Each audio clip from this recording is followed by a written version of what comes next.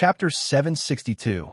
Gu Shan thought for a bit and asked, "Can you save all 300 people at once?" "I can't. My ability isn't specifically for healing, so I can't do that," the girl replied. Gu Shan's eyes lit up and asked, "In other words, there's actually a way to save them?" Yes, the girl took out a book and gave it to Gu Shan. "The fastest way is to become a divinity. According to historical records, although the god of life was only a demon lord, he was quite proficient in healing. If you can grasp the highest level of life divine craft, you'll be able to save these people in one go." Gu Shan glanced at the book. It was written, "Summary of Life Divine Craft." Gu Shan couldn't help but smile bitterly. "Not too long ago, in order to find out how to safely travel through space, I temporarily became a follower of the Holy Church of Life. After learning the answer from the figure of light, I immediately gave up on being a follower. If I knew I still had to become a god, why would I give up on my faith so quickly? Now that I'm no longer a follower, I can't join the church for the rest of my life. What should I do now?" It wasn't just Yinji. Chenwang was probably still alive as well. Chenwang even helped me and Shifu a lot before. Big Bear, the mechanical arm, as well as Bali's other good friends, a lot of them are probably still alive. To be able to become friends with Bali, they're all good people and take good care of me. I really like them. But I've already cut off my path to godhood. Gu Shan held the book in her hand and felt a bit dejected. "Hey, I've already given you the method. You just need to work a bit harder and become a god as soon as possible to save them," the girl said. After saying that, her expression returned to normal. Gu Shan thought for a bit and told her honestly, "I probably won't be able to become a god." He quickly explained the reason to her. Unexpectedly, the girl only listened quietly, and in the end, she heaved a sigh of relief. "So you won't become a god? That's great. If you do, I'll have to quickly run away," the girl happily said. "Why not?" Gu Shan was surprised. "I hate gods," the girl wrinkled her nose. "All right, then may I ask, is there any other way to save these people?" Gu Shan persistently asked. "But do you really want to save these people? You need to understand that with your strength, you will have to put in a lot of effort to achieve this." "Are you saying that I must become stronger?" "It's even more powerful than stronger, far more powerful than most people in the 900 million world layers. Some people wouldn't even be able to achieve this in their entire lives. This is the path I want to take." The young girl listened quietly and couldn't help but look at Gu Shan with a hesitant expression. She seemed to be considering something important. "A very important question," the girl muttered. "Do you hate card users?" Gu Shan was startled. Although he found the question strange, he still replied, "I don't hate it." "What about the cards? What do you think a card is?" the girl asked. "A very special way of existence." "Do you hate cards? Or rather, do you think that an existence like me is very strange?" "Not at all. There are too many unexplainable entities in the infinite worlds. Compared to them, you're actually quite cute." Gu Shan told him the truth. He recalled the Devil Kings and Fiend Kings. The Tianma were beautiful and alluring. The Azura weren't bad either. Other than these two kinds of fiends, the other fiends and devils were completely out of the realm of human beauty. Hearing his answer, the girl couldn't help but smile faintly, but quickly went back to normal. She sighed, "If that's the case, if you really want to save these people, I know another way." Gu Shan was overjoyed. "Please tell me that that method is a bit troublesome, and if you want to use it, I'll have to work very hard." The girl sighed again. "You'll have to work very hard?" Gu Shan was surprised. "That's right, for a rookie like you who doesn't know anything. If I use that method, I'll have to spend a lot of effort to take care of you." The girl was a bit troubled. Gu Shan clasped his fist. "Please ask me to use that method. I'll be very grateful. I'll definitely repay you." "How will you thank me?" the girl asked. "State your conditions." Gu Shan sighed. "I've only just woken up not too long ago, so I still don't have a stable life. From now on, you'll be responsible for my basic necessities," the girl said. "That's nothing, no problem." Gu Shan patted his chest. He seems to have forgotten that he's broke. When the girl heard this, a satisfied look appeared on her face. "I've been observing you for a while now. You're quite a decent person. I'll trust you this once." Saying so, the girl solemnly took out two items. A pen, a bucket of gray paint. She put the bucket of paint on the ground, held the pen, and looked at Gu Shan. What are you doing? Don't say anything. The girl's expression became solemn. She looked back and forth at Gu Shan for over half an hour before asking, What's your profession? Chef, combat profession. Ah, a sword cultivator. Take out your swords. Gu Shan took out the Chow Yin sword and 6 Paths Great Mountain sword, one in each hand. Stand still. Don't move. Don't move a single inch, and don't open your mouth to speak, the girl reminded him. Gu Shan snorted in response, then obediently stood still. No wonder he trusted her so much, her knowledge, the method she used to activate divine crystals, even that divine craft research summary was real. Not to mention, the cards she used were a bit too powerful. The reason why she lost to me was because she sealed her wisdom, and also because she didn't want to use her full strength. The girl took a few steps back, then observed him again. No, you should float. That way it'll look better, she clapped her hands. Gu Shan lightly leapt up, hovering about half a foot above the ground, wielded her swords with both hands, and silently hovered in the air. The girl looked left and right at him, then said, A bit higher. Gu Shan flew a bit higher. No, a bit lower. It's too low. Raise it a bit higher. Done. The girl finally showed a satisfied expression. She then picked up the bucket of paint and dipped her pen into it. The girl began to draw various complicated runes and runes in the air around Gu Shan. While drawing, she was also silently chanting an incantation. Her expression was extremely careful, as if she was afraid of making the slightest mistake. Every movement, every stroke, she had to carefully think for a while before she started. Throughout the entire process, she did not stop chanting the incantation. Time slowly passed. The night was about to pass. The sun slowly rose, carrying a bit of heat. The girl finally stopped. She looked at her work carefully and finally nodded in satisfaction. With a deep sense of exhaustion, the girl told Gu Shan, Remain still. You absolutely cannot move. In front of her, Gu Shan's entire body was now inside a rectangular rune frame.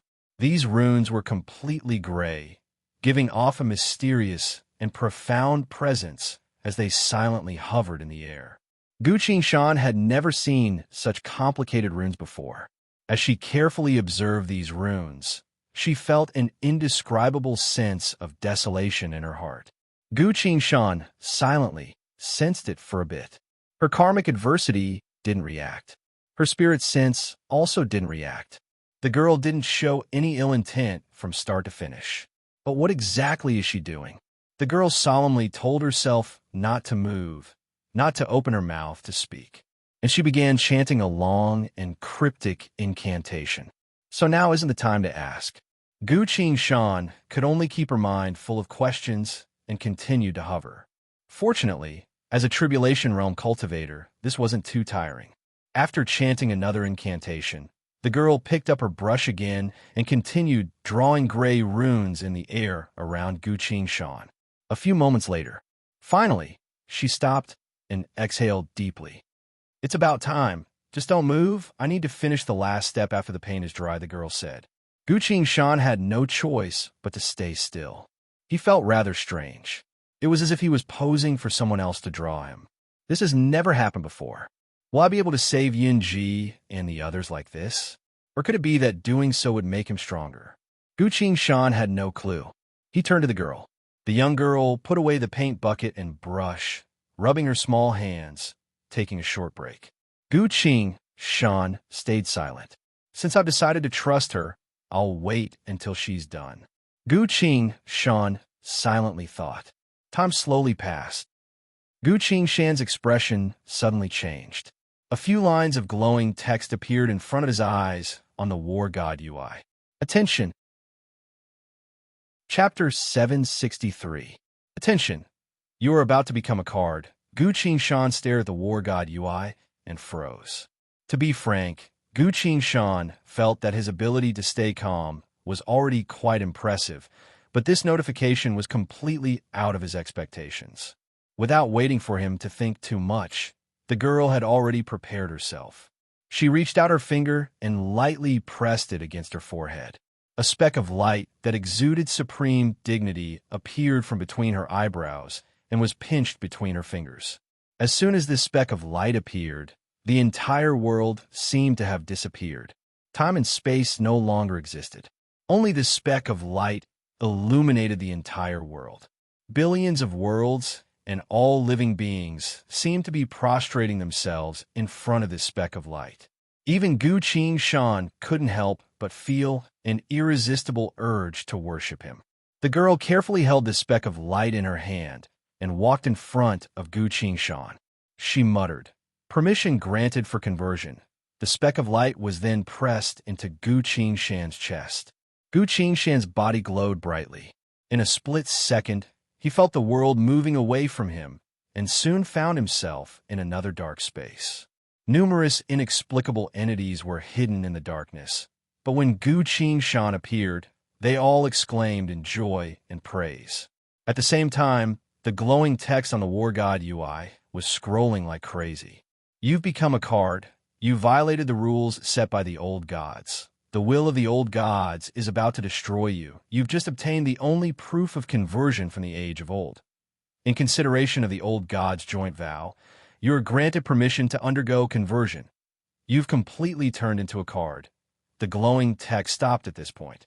A card suddenly appeared at the center of the War God UI. It was a gray card, the back of which depicted the endless fog of primal chaos, while the front depicted Gu Shan wielding two swords, hovering in the air. Below the card, a few lines of text appeared: frowny face gray card. Sword cultivator Gu Shan. Grade, gray card level 0, companion, angel of condemnation, dusk, current deck, fugitive deck. When Gu Shan finished reading the information on her card, all the messages disappeared in a flash, and new, glowing words appeared again. Profession, envoy of condemnation. You have become an envoy of condemnation after the last line of words appeared. Endless light illuminated Gu Shan. The hidden world disappeared. Gu Shan found herself back in the desert of drifting sand world. The gray runes surrounding him had all disappeared. He slowly landed on the ground and couldn't help but stretch his body. There was nothing out of the ordinary. Conversion successful, the white-clothed girl said happily. Gu Shan looked at her. Her face revealed an unprecedented intimacy as she smiled and said, "From today onwards, you will be my only companion." She raised her arms and cheered. "That's great. I finally have a companion." "Wait, I still don't understand what's going on," Gu Shan said. The girl asked, "Didn't you say you wanted to save those 300 people? Gu Shan replied, That's right," the girl asked again. "Weren't you unable to become a god?" Gu Shan replied, "That's right," the girl clapped her hands. "That's why I've converted you into an existence similar to me." "You mean a card?" Gu Shan asked. He felt like he was dreaming. "In other words, I'm also a card now? I'm a card that belongs to you?" He couldn't help but ask. "No, you are the same as me, an envoy of condemnation." The girl shook her head. Gu Shan asked, "I've never heard of that term before. What is it?" As the girl was about to answer, the entire desert began to tremble. This was an extremely intense tremor. Both Gu Shan and the girl hovered in the air for a few dozen seconds before the tremor stopped. The two of them landed. "Strange, from what I know, this world has never experienced an earthquake before," Gu Shan commented. The girl carefully sensed her surroundings and spoke with a tense expression. "Oh no, it seems I need to tell you everything quickly, otherwise it'll be too late." "Please go ahead," Gu Shan replied. "You know about the prehistoric world, right?" "I do. It's a world that existed before the gods even existed," the girl explained. "This world is the prehistoric world. It contains the law of eternal indestructibility, and the law of eternal would sometimes allow the prehistoric world to give birth to existences even stronger than the gods. These existences are not sentient, other than eating the gods to fill their stomachs. They only know how to destroy and destroy." "That sounds terrifying indeed. Whenever these eternal monsters appear, it would always be a calamity for the gods. Fortunately, the gods' advantage lies in their creation. They created weapons and powers far stronger than themselves, so the envoy of condemnation is one of them." Gu Shan asked, Correct, you're quite smart, the girl praised, then continued. All existences that could threaten the gods are deemed as sinful by the gods, and the envoy of condemnation was created by the 7 demons, bestowed with power far surpassing their own. Their mission was to protect the 7 demons and eliminate all sins for them. Gu Shan asked, how many envoys of condemnation are there in total? The girl shook her head. How many? To create someone like me, the 7 demons had already used up all of their power to fight against the undefeatable sins. The 7 demons created many powerful items and bestowed them upon me, forming a set of condemnation cards. With the duty of protecting the demons as my duty, I traveled across the infinite worlds, either killing or sealing those monsters away, finally allowing the 7 gods to be safe. During the final time, the 7 demons noticed that the prehistoric world beneath our feet was about to give birth to an especially powerful, sinful existence. So they ordered me to act, and as the envoy of condemnation, I naturally came without hesitation. But this time, the situation was extremely troublesome, so I had no choice but to use all of my power to temporarily put the sinful existence in a slumber. Now that I think about it, the gods knew me too well, so they chose the most powerful monster and worked together with that monster to deal with me. Wait a minute, you said they were going to deal with you? Gu Shan couldn't help but ask. The girl sighed. That's right. When I sealed the monster, I used up all of my power, so the gods used a trap that they had prepared beforehand to ambush me, sealing both me and the monster. Gu Shan thought for a bit and asked, could it be they were afraid of you? The girl replied, indeed. During the last few days I spent with the 7 demons, I gradually gained my own thoughts and was no longer a tool. I will never forget the fear on their faces when I first expressed my feelings after a brief moment of silence. She continued, after slumbering for countless years inside the seal, I slowly woke up. I found that the outside world had already been turned upside down. The 7 demons were nowhere to be found. Furthermore, there were no envoys of condemnation in this world, but card users had appeared. This was most likely because the gods were afraid that another envoy of condemnation would appear, but they didn't want to give up the power that they had painstakingly created, so they changed the laws of cards and turned them into weaker card users. Then why was I able to become an envoy of condemnation? Gu Shan asked.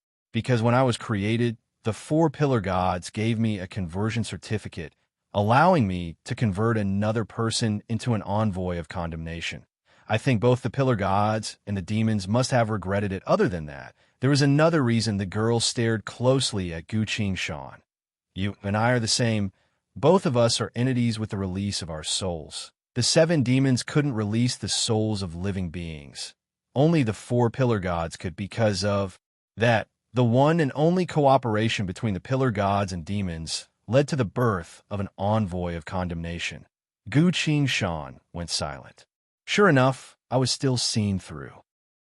In fact, if he hadn't run into an entity like the girl, he would have killed the enemy to prevent his secret from being exposed. But now that she had revealed it to him and even tried her best to help him with the conversion, it had become a mutual secret between the two of them. Even the release of the soul was only a basic requirement, and even the gods were afraid of such entities. It was obvious how powerful an envoy of condemnation was. Isn't that what I'm looking for? What happened next? Gu Shan asked. The girl replied, after I woke up, I found that the eternal monster was still sealed by me, and I was also trapped together with the entire condemnation card. I had only regained my consciousness. Gu Shan scowled. The gods shouldn't have made such a mistake. So why did such a situation occur? The girl replied, after a long period of sensing, I found out that it was because a certain church had gathered a large amount of manpower and resources to research the seal. They wanted to obtain the excessively powerful power from the condemnation card. While they hadn't succeeded, I began to think of a way to escape. Later on, I found out that only by dispersing all of my power and sealing away my intelligence, becoming the weakest existence possible, would I be able to escape from the seal after falling asleep. But this would cause a problem. What problem? Gu Shan asked. Once I escaped from the deck, The sin that even the gods couldn't fight against would quickly awaken, the girl replied. Gu Qingshan looked at her and slowly understood what she meant. In the end, you fell asleep, turned into your weakest state, and escaped from a seal, he said. The girl looked straight into Gu Qingshan's eyes and sincerely replied, in truth, this wasn't my decision, but rather the church's persistent desire to obtain the condemnation card. They managed to undo the seal at a certain moment. Even if it was only for a split second, I took that chance, converted all of the condemnation card deck into the escape card deck, then dispelled all of my power at that point. I had already escaped from the seal. Sure enough, the church quickly discovered me and came up with a way to get me out from the depths of the abyss of sin, the girl said. You converted the condemnation card deck into the escape card deck. Gu Qingshan repeated. This was exactly the same as what was displayed on the War God UI. Why is it called the escape card deck? He asked. The girl replied, because I've already lost the majority of my power. Don't you understand what that means? Gu Qingshan was surprised, then regained his senses. That's right, he muttered. Since you've already escaped from the seal, the thing that the gods are afraid would most likely awaken soon, the girl continued. The worldwide earthquake just now was the result of its restless sleep. I'm guessing that it will awaken very soon. In other words, we need to escape right now. Correct. How much time do we have? The girl put up a finger. Chapter 764. One day. That's too little time, Gu Qingshan commented. He looked at the girl, only to see her completely calm expression. He then asked with a serious expression, what's your escape plan? Tell me. We'll discuss it together, plan. The girl was surprised, then replied, my plan has already been completed. What do you mean? Gu Qingshan asked. Do you still remember what you said? The girl asked. What I said. Gu Qingshan was surprised. The girl's expression was relaxed. That's right, from now on, you'll be responsible for my food, clothing, shelter, and transportation, so I'll leave the matter of escaping to you as well. Gu Qingshan said. That's not wrong. The condition she gave me for helping her was that I have to be responsible for her food, clothing, shelter, and transportation. And I've clearly agreed to it. Wait a minute. What did she help me with? Gu Qingshan regained his senses and couldn't help but ask. Although I've been turned into an envoy of condemnation, how exactly am I supposed to save my friends? The girl replied, you need to quickly advance, and I also need to recover my strength, and then? Gu Qingshan asked. The girl explained, once we're strong enough, we'll look for a certain card. It's in another set of cards, a set of cards that the 7 demons created to ensure their safety, the girl continued. That card is capable of saving even the divinities, so it would naturally be able to save your friends as well. Can't we look for it right now? With our current strength, we wouldn't even be able to discover that card, nor would we be able to use it, and we might even lose our lives because of it. Very well. I need to become stronger first, then no matter what I do, that's a necessity, Gu Qingshan muttered. At this point, the girl stared closely at him and muttered, I still don't know your name. My name is Gu Qingshan. The same as when I registered, Gu Qingshan replied. When the girl heard this, she smiled and said, yes, my name is She. You are the only one of my kind, so you can call me Little She. The young girl she stretched her back and said, I worked hard for an entire night to finish your transformation, so I need to rest for a bit. I'll leave the escape to you. Gu Qingshan looked at the desert and then at Xiaoxi. She could not help but ask, are you going to sleep here? No, take me with you, Little Dusk said. Bang! She suddenly turned into an emerald green card and floated in front of Gu Qingshan, landing in his hand. Keep me well. Call me if you need anything. Little Dusk reminded him through the card. Gu Qingshan held the card in his hand and read the description on the War God UI. Jade card. Angel of Condemnation. Dusk. Grade. Lapis 5 stars. Companion. Sword Cultivator Gu Qingshan. Current deck. Escape deck. Note. Because she lost the majority of her power, Angel of Condemnation, Dusk's grade has fallen to Lapis. Little Dusk, don't you have any plans or ideas about how to escape? Gu Qingshan couldn't help but ask. Little Dusk waved her hand at him from the card and casually answered, I used to only know how to fight, but after being sealed away for so long, I couldn't help but lose the majority of my power in order to escape. Now that I no longer have any power and am unfamiliar with this world, I'll have to rely on you for everything. Gu Shan. All right, he silently consoled himself. She's already done enough, even helping me become an envoy of condemnation, so it's my turn to do my part. He suddenly recalled something and asked, if this world is about to end, we need to take my companion's divine power frost crystal with us. Ah, why didn't you say so earlier? I was about to go to bed, Little Dusk unwillingly said. She turned back into a real person, crouched down in front of the divine power frost crystal, and put her hand on it. Come, she lightly shouted. Poof! The blue ice crystal instantly turned into a card. Little Dusk handed the card to Gu Shan and complained, I'm so tired. I want to sleep. Don't wake me up. She turned back into a card and flew into Gu Shan's hand. On the card, she had changed into a set of pajamas and was comfortably sleeping on a large bed. Looks like she's really tired. Gu Shan looked at her, then at the ice frost crystal card. The ice frost crystal card description was quite simple. It only stated that it was a blank card that could temporarily store items. Gu Shan looked at the two cards and couldn't help but sigh. Everything that happened today was completely out of his expectations, almost like a dream. I actually became an envoy of condemnation. Now that I think about it, if I didn't have the Blood Sea deck, I wouldn't have attracted Little Dust's attention at all. During the process of doing the quest, we got to know each other a lot better. And most importantly, I finally decided to save her at the very last moment, and even helped her stop the Black Cloak Man's capture. Little Dusk saw everything and became closer to me. And because I showed Little Dusk that my soul had been released during the battle, she wanted to turn me into an envoy of condemnation. Right now, the only two envoys of condemnation in this world are me and Little Dusk. Gu Shan glanced at Little Dusk's card. Having gained a companion, as well as the promise of basic necessities, she was already able to sleep without worry. This is truly... Gu Shan shook his head. She was once an envoy of condemnation, so powerful that even the divinities feared her. But after interacting with her for a while, Gu Shan felt that she was still very naive. Perhaps in the past years, the gods had not taught her anything else other than battle. Most likely, the divinities weren't willing to teach her anything else. Come to think of it, from the moment she was born, she was used as a tool of war, then sealed away. What a tragic life. Gu Shan couldn't help but sigh.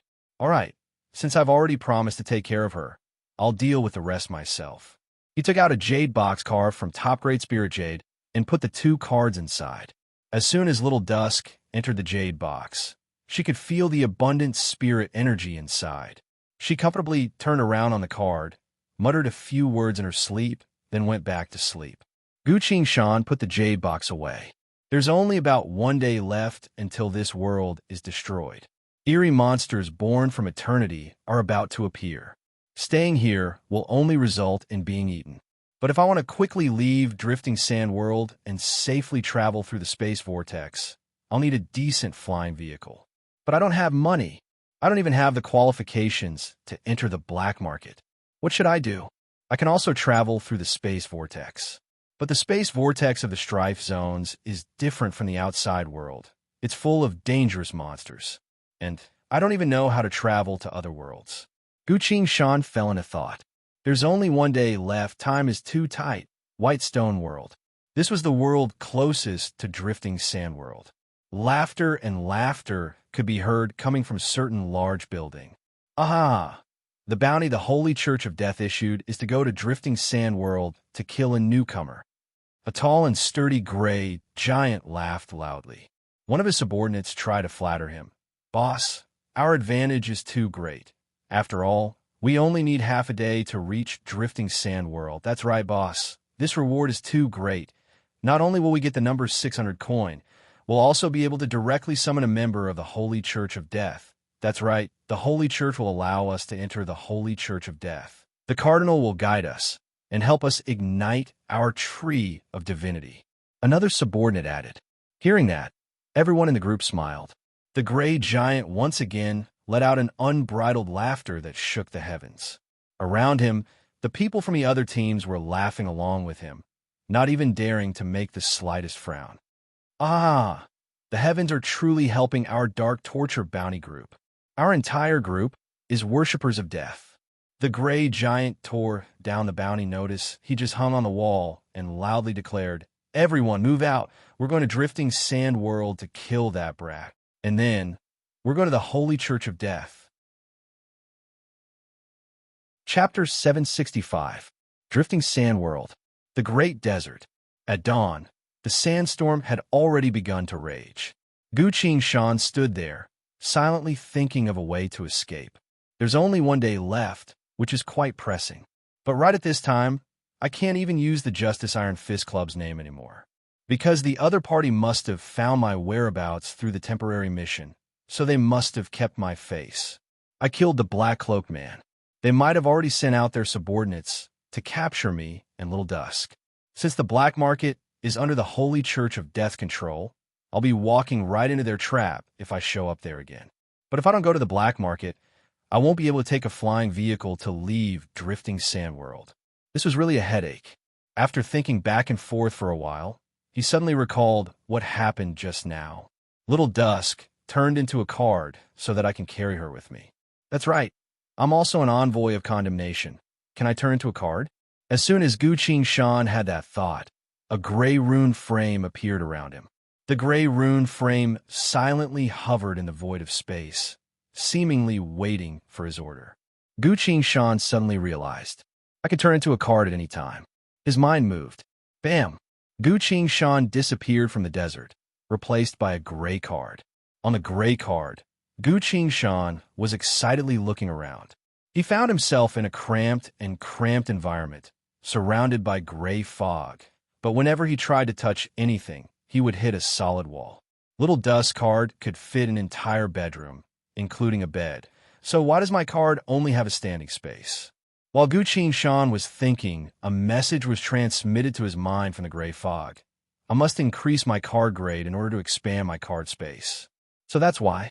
Gu Shan understood, put his hand on the gray rune on the edge of the card, and looked outside. He found that he could see the desert scenery outside from the card.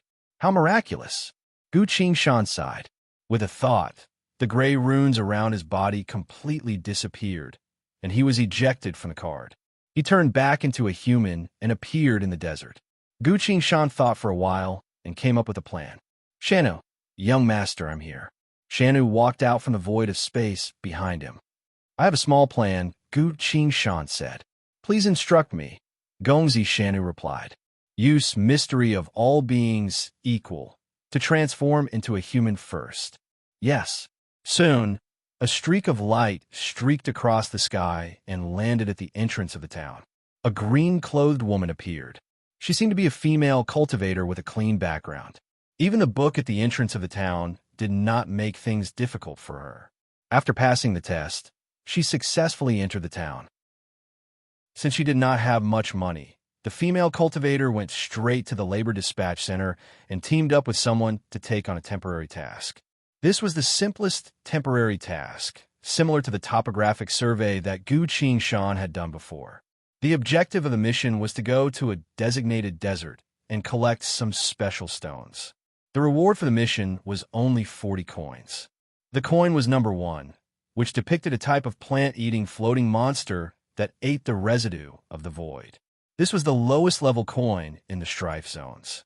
Although there were 40 of them, this amount of money was only enough to buy a single meal in the town. Even so, for newcomers, this was a mission that they had to complete. Before they left, the female cultivator told them that her time was limited, so she asked her 2 companions to hold her hand and travel together. After that, she teleported a few times in a manner that was almost like teleportation and brought her 2 companions to their destination. Her 2 companions were naturally shocked. I don't have any other skills. I just know a bit of teleportation. The female cultivator smiled and explained. The 2 of them were surprised. That's right, if they had this level of teleportation and fighting prowess, they would have already entered the black market and wouldn't need to do this kind of mission in the outskirts of the town. Temporary tasks were very simple. They only needed people to do them. The 3 of them quickly completed the mission. The female cultivator used the same method to teleport a few times in the desert before teleporting back with her two companions. The entire mission took 10 minutes. The three of them turned in the mission, said their goodbyes, and quickly went their separate ways. After all, everyone only formed a temporary party for the sake of becoming a permanent party. The two newcomers quickly went to look for the parties they wanted to join. The blue-dress female cultivator stayed at the black market's labor center, taking the meager amount of money she received from the mission, and went to look for the party manager. "I want to apply to create a permanent party," the female cultivator said. "To create the most basic permanent party, you need at least 3 people, as well as 20 number 1 coins. Have your party members register here," the manager replied. The female cultivator nodded, bowed, and left. She found a secluded corner of the town and took out a card from her sleeve. "Gongzi, we need 3 people to create a party," she worriedly said. Gu Shan stood inside the card and said, "I heard it just now, let's go. We'll go together." He leapt out from the card and activated Mystery of all beings equal. Gu Shan quickly turned into Wang Cheng's appearance. Shanu looked at him and said, "There are only 2 of us. We're still missing one." "Leave it to me later," Gu Shan said. The 2 of them returned to the labor center. "We want to create a party," Gu Shan said. The manager looked at the 2 of them and spoke impatiently. 20 number 1 coins. We need at least 3 people to create a party." Gu Shan gestured for Shanu to take out the coins. He gave all 40 coins to the manager and smiled. "My friend will be here soon. Please help us register first." Taking the money, the manager's eyebrows loosened a bit. The manager didn't say anything else and began to help them register their party. The entire process was very quick, only stopping at the very last step. This step required each party member to leave their appearance and voice. Shanu first pressed on a square rock and left his voice. Shanu, cultivator, member of Baihua party, then Gu Shan. He pressed on the rock and left his voice. Wang Cheng, devil summoner, member of Baihua party. The manager's attitude was a lot better now and asked, "What about the last person?" Shanna looked at Gu Shan. "Please wait a moment. I'll call him." Gu Shan smiled and said. He quickly left the room. A few minutes later, another man with a dignified appearance appeared. The man quickly walked in and apologized to the manager. "I'm sorry. I'm late." The manager didn't say anything else and pointed at the rock with his chin. The man pressed his hand on the rock and left his voice. Yin, cultivator, member of Baihua party. The manager took the rock and gave Shanu a simple badge. For the sake of the money, he added one more sentence.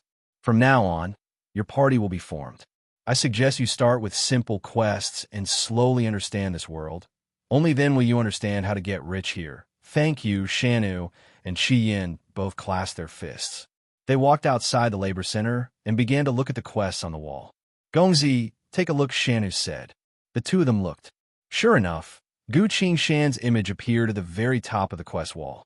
Not just him, but Little Dusk's image as well. This was probably the image that the 2 of them left behind when they accepted the quest. Below their images, a bounty with an amazing reward had been posted. The crowd was so packed that not even a drop of water could pass through, trying to see the quests. The Holy Church of Death personally posted a quest. "Drifting Sand World is going to get rowdy." Someone clicked his tongue. "Forget it. With just us, there's no way we can even think about this quest. The big shots of the black market should be able to do it," another person said. Many people silently nodded as they heard that, but their eyes were still glued to the bountiful rewards, unwilling to look away. Gu Shan silently stared at this. "So I'm still wanted by the Holy Church of Death. I'll have to be a bit more careful in the strife zone from now on." "Gongzi, what do we do now?" Shanu asked. "Of course we do the quests and try to get into the black market as soon as possible. We need to hurry up." Gu Shan's gaze skimmed through the bounty notice, looked through all the missions on the wall, and finally chose one of them. "We're going to take that one," he told Shanu. Shanu looked at where he was pointing. The description of the quest was, "The black market's guards have issued an important quest, searching for all information related to the Holy Church of Death's bounty. Once the information is verified, the following reward will be immediately given. Black market qualification. #10 coin. 1,000 pieces. Depending on the importance of the information, the guard will increase the reward. Attention! If anyone is found to be cheating, they will be executed immediately. Reading the quest description, Shanna froze. She sent her voice. Gongzi, they're going to capture you, but you're going to report your information to them. Chapter 766. The Space Vortex. A medium-sized airship was quickly approaching drifting sand world. One of his subordinates reported, "Boss, our ship has been flying at full speed for a while now. The machine might not be able to handle it anymore." The gray giant stood on the deck of the ship and looked towards the space vortex. "No need to worry. It's just a ship." The gray giant pointed forward and laughed. "Look, we're about to reach drifting sand world. The Holy Church of Death Bounty is ours." The entire bounty hunter squad cheered. "Where's Sky Eye?" the gray giant asked behind him. "I'm here, boss." A man with 4 eyes on his forehead stepped out and answered. The gray giant asked, "The 2 people on the bounty, did you get a good look at their faces?" "I did," Sky Eye replied. The gray giant asked, "Are there any issues?" Sky Eye patted his chest. "Don't worry, boss. As soon as they appear anywhere in drifting sand world, I'll be able to see them," the gray giant said. "HM, you can begin now. Report to me as soon as you find the target." "Yes, boss," Sky replied. He sat down on the deck of the ship, closed his eyes, and fell asleep. Several fierce subordinates walked up to the gray giant and knelt down on one knee. "Boss, please leave this hunting mission to our squad." The other squads immediately objected. They all stood up and asked the gray giant for permission to fight. The gray giant waved his hand dismissively. "There's no need to argue here, because I won't choose any of you." The subordinates exchanged glances, not understanding what their boss meant.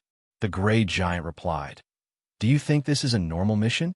No, this is a great opportunity that will affect the future of all of us." He displayed a cruel smile and loudly declared, "As soon as Sky Eye finds a target, our entire bounty hunter squad will move out and kill them in one strike." The village, another worker dispatch center. But this time, Wang Chung received the most solemn treatment. In a small room at the deepest part of the dispatch center, he was telling them the information he received. "It was a coincidence. I happened to be there at the time and saw the man and woman on the bounty list," he said. In front of him, the captain and vice captain of the black market guards had serious expressions as they listened to him carefully. Wang Chung continued, "It's probably because I was hunting at the time and hid in the depths of the desert, concealing my presence, so those 2 didn't notice me. They hurriedly flew over from a place not far from me." "Which direction did they go? Do you still remember the coordinates?" the guard captain asked. "Of course. Please give me a map," Wang Chung said. Soon, a map was spread out in front of him. Wang Chung looked at it and made a mark somewhere on the map. They probably headed in this direction. Not long after they passed by me, I clearly felt a strange fluctuation. Now that I think about it, it's probably some kind of defensive measure for cultivators. "What's it called again?" Wang Chung thought hard and said. "A spirit energy defensive formation." The guard captain couldn't help but say. Wang Chung clapped his hands and said, "Right. Spirit energy defense array. I did sense the fluctuations of that power." "Which means they weren't too far away from you?" the guard captain asked. "Yes, the fluctuations I sensed were relatively stable and strong. I can feel that they weren't too far away from me," Wang Chung replied. "Very well. We need to confirm your information," the guard captain said. He looked at the vice captain. The vice captain replied, "We've already sent out the fastest scout. We'll get the information soon." While he was talking, a small machine on his waist spoke. "Report, discovered a cultivation-type defensive and camouflage formation. There are about a dozen of them. I can't dispel them." "Roger, stand by." Yes, the voice disappeared. The 2 captains exchanged glances. The guard captain took out a round rock that gave off a white glow. "Very well. Now you need to put your hand on the lie detector rock to prove that you've indeed seen those 2, he said. Wang Chung put his hand on it without hesitation. "I swear, the 2 people on the bounty list must have entered those formations. There's no mistake about it. Furthermore, the location I provided is definitely correct. The glowing rock didn't move at all." The guard captain smiled. "Very well. You've done very well. This is your reward." He nodded to the vice captain. The vice captain took out a small bag and a piece of evidence. putting it on the table. Wang Cheng accepted the 2 items and happily spoke. "Thank you, sirs. You may leave now." "Yes." Wang Cheng bowed and left the room. The door closed. "What do you think?" the guard captain asked. "What else is there to say? The information is correct. We'll immediately complete the Holy Church's bounty list and receive our reward." The vice captain rubbed his hands. The guard captain replied, I think so too. Bring everyone with you. That way it'll be safer. After all, the Holy Church didn't ask for more people." "Got it." After receiving the black market guard's reward, Wang Cheng left the worker center and quickly made his way around the town. Wang Cheng muttered, "Shanu, it's your turn now?" "No, a bit later." "Understood." "Gongzi." While saying so, Wang Cheng suddenly disappeared from a junction. A few moments later, several professionists appeared where he originally stood. "I lost him," one of them dejectedly muttered. The others used various methods to look for him, but couldn't find any trace of Wang Cheng. It was now that they knew that the other party had found them and used concealment measures. "Seems like he's quite capable after all," another person commented. "That's right. Otherwise he wouldn't have received the guard's reward," another person added. These greedy professionists stood still for a while, trying all sorts of methods to search for him, but still couldn't find that Wang Cheng. They could only begrudgingly leave. At the same time, a blue-clothed female cultivator silently appeared at the warp gate at the center of the town. She showed the evidence to the guard. "First time in the black market?" the guard asked. "Yes," the female cultivator casually admitted. "The black market is in the sky. Just follow the path and you'll reach it. This is a spatial technique." The guard looked at Shanu's delicate appearance and enthusiastically explained. "Understood. Thank you." The female cultivator walked into the path without looking back and headed deeper. A few moments later, the path ahead became clear. She had arrived at the black market. The guard at the entrance looked at Shanu and waved his hand to let her through. As Shanu entered the black market, she stopped and looked around. Rather than calling this a market, it was more accurate to call this a super-large floating port. Countless airships were landing and taking off at the edge of the port. A large crowd of people of all shapes and sizes, all sorts of noises mixed together. It was a very lively scene. In the black market, all races must take human form to facilitate communication, as well as to conserve space. "Gongzi, this place is so busy." Shanu sighed emotionally. "Don't look around for now. Quickly find a place to hide, and let me do it." Gu Qingshan's voice came from her chest.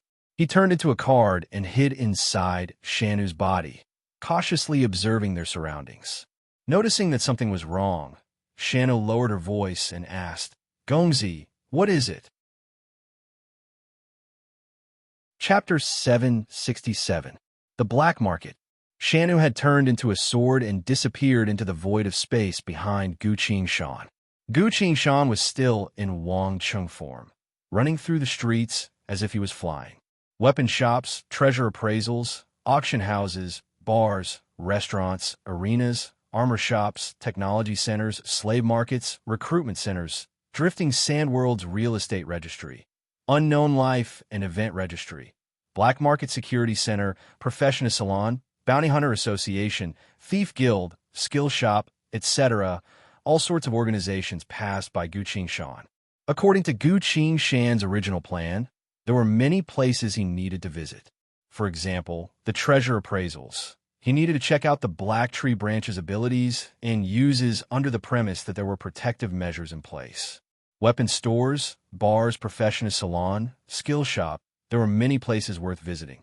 In fact, Gu Qingshan originally wanted to go to the Thief Guild to see if he could find a way to open the black-cloaked man's treasure bag. But now, Gu Qingshan gave up on everything else and only wanted to escape from this world as soon as possible.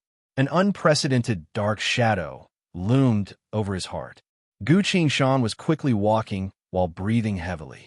Not breathing because he was tired, but because his body was tense like never before. He quickly glanced around.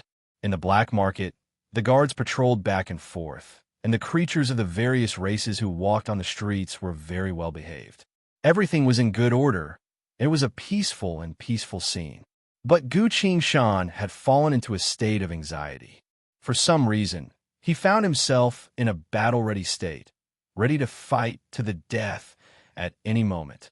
A karmic adversity, he muttered. Indeed, without any warning, the final and most ferocious karmic adversity silently arrived.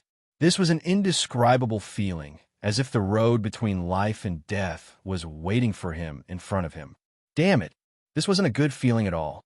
Gu Shan was even starting to miss the lightning tribulation, because compared to that, a karmic adversity felt like it was on a completely different level.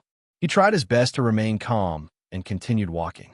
A few moments later, he finally reached the end of the road. The flight center. This was the edge of the black market, and it was also a port for all kinds of flying vehicles. If he wanted to leave this world, he had to leave this place. Gu Shan quickly entered the flight center. "Hello, how may I help you?" A staff member looked at Gu Shan and slowly walked over. "I need to take the nearest ship to leave this place," Gu Shan said. "What's your destination?" the staff asked. Gu Shan glanced at the terminal's notice board. 9 Stars Empire, he replied. Before this spaceship, all the other spaceships were shown in red, which meant that they were full. According to the information on the terminal, the spaceship heading to the 9 Stars Empire would depart in 10 minutes. Although it was only the smallest spaceship, it still had seats, and the departure time was the closest.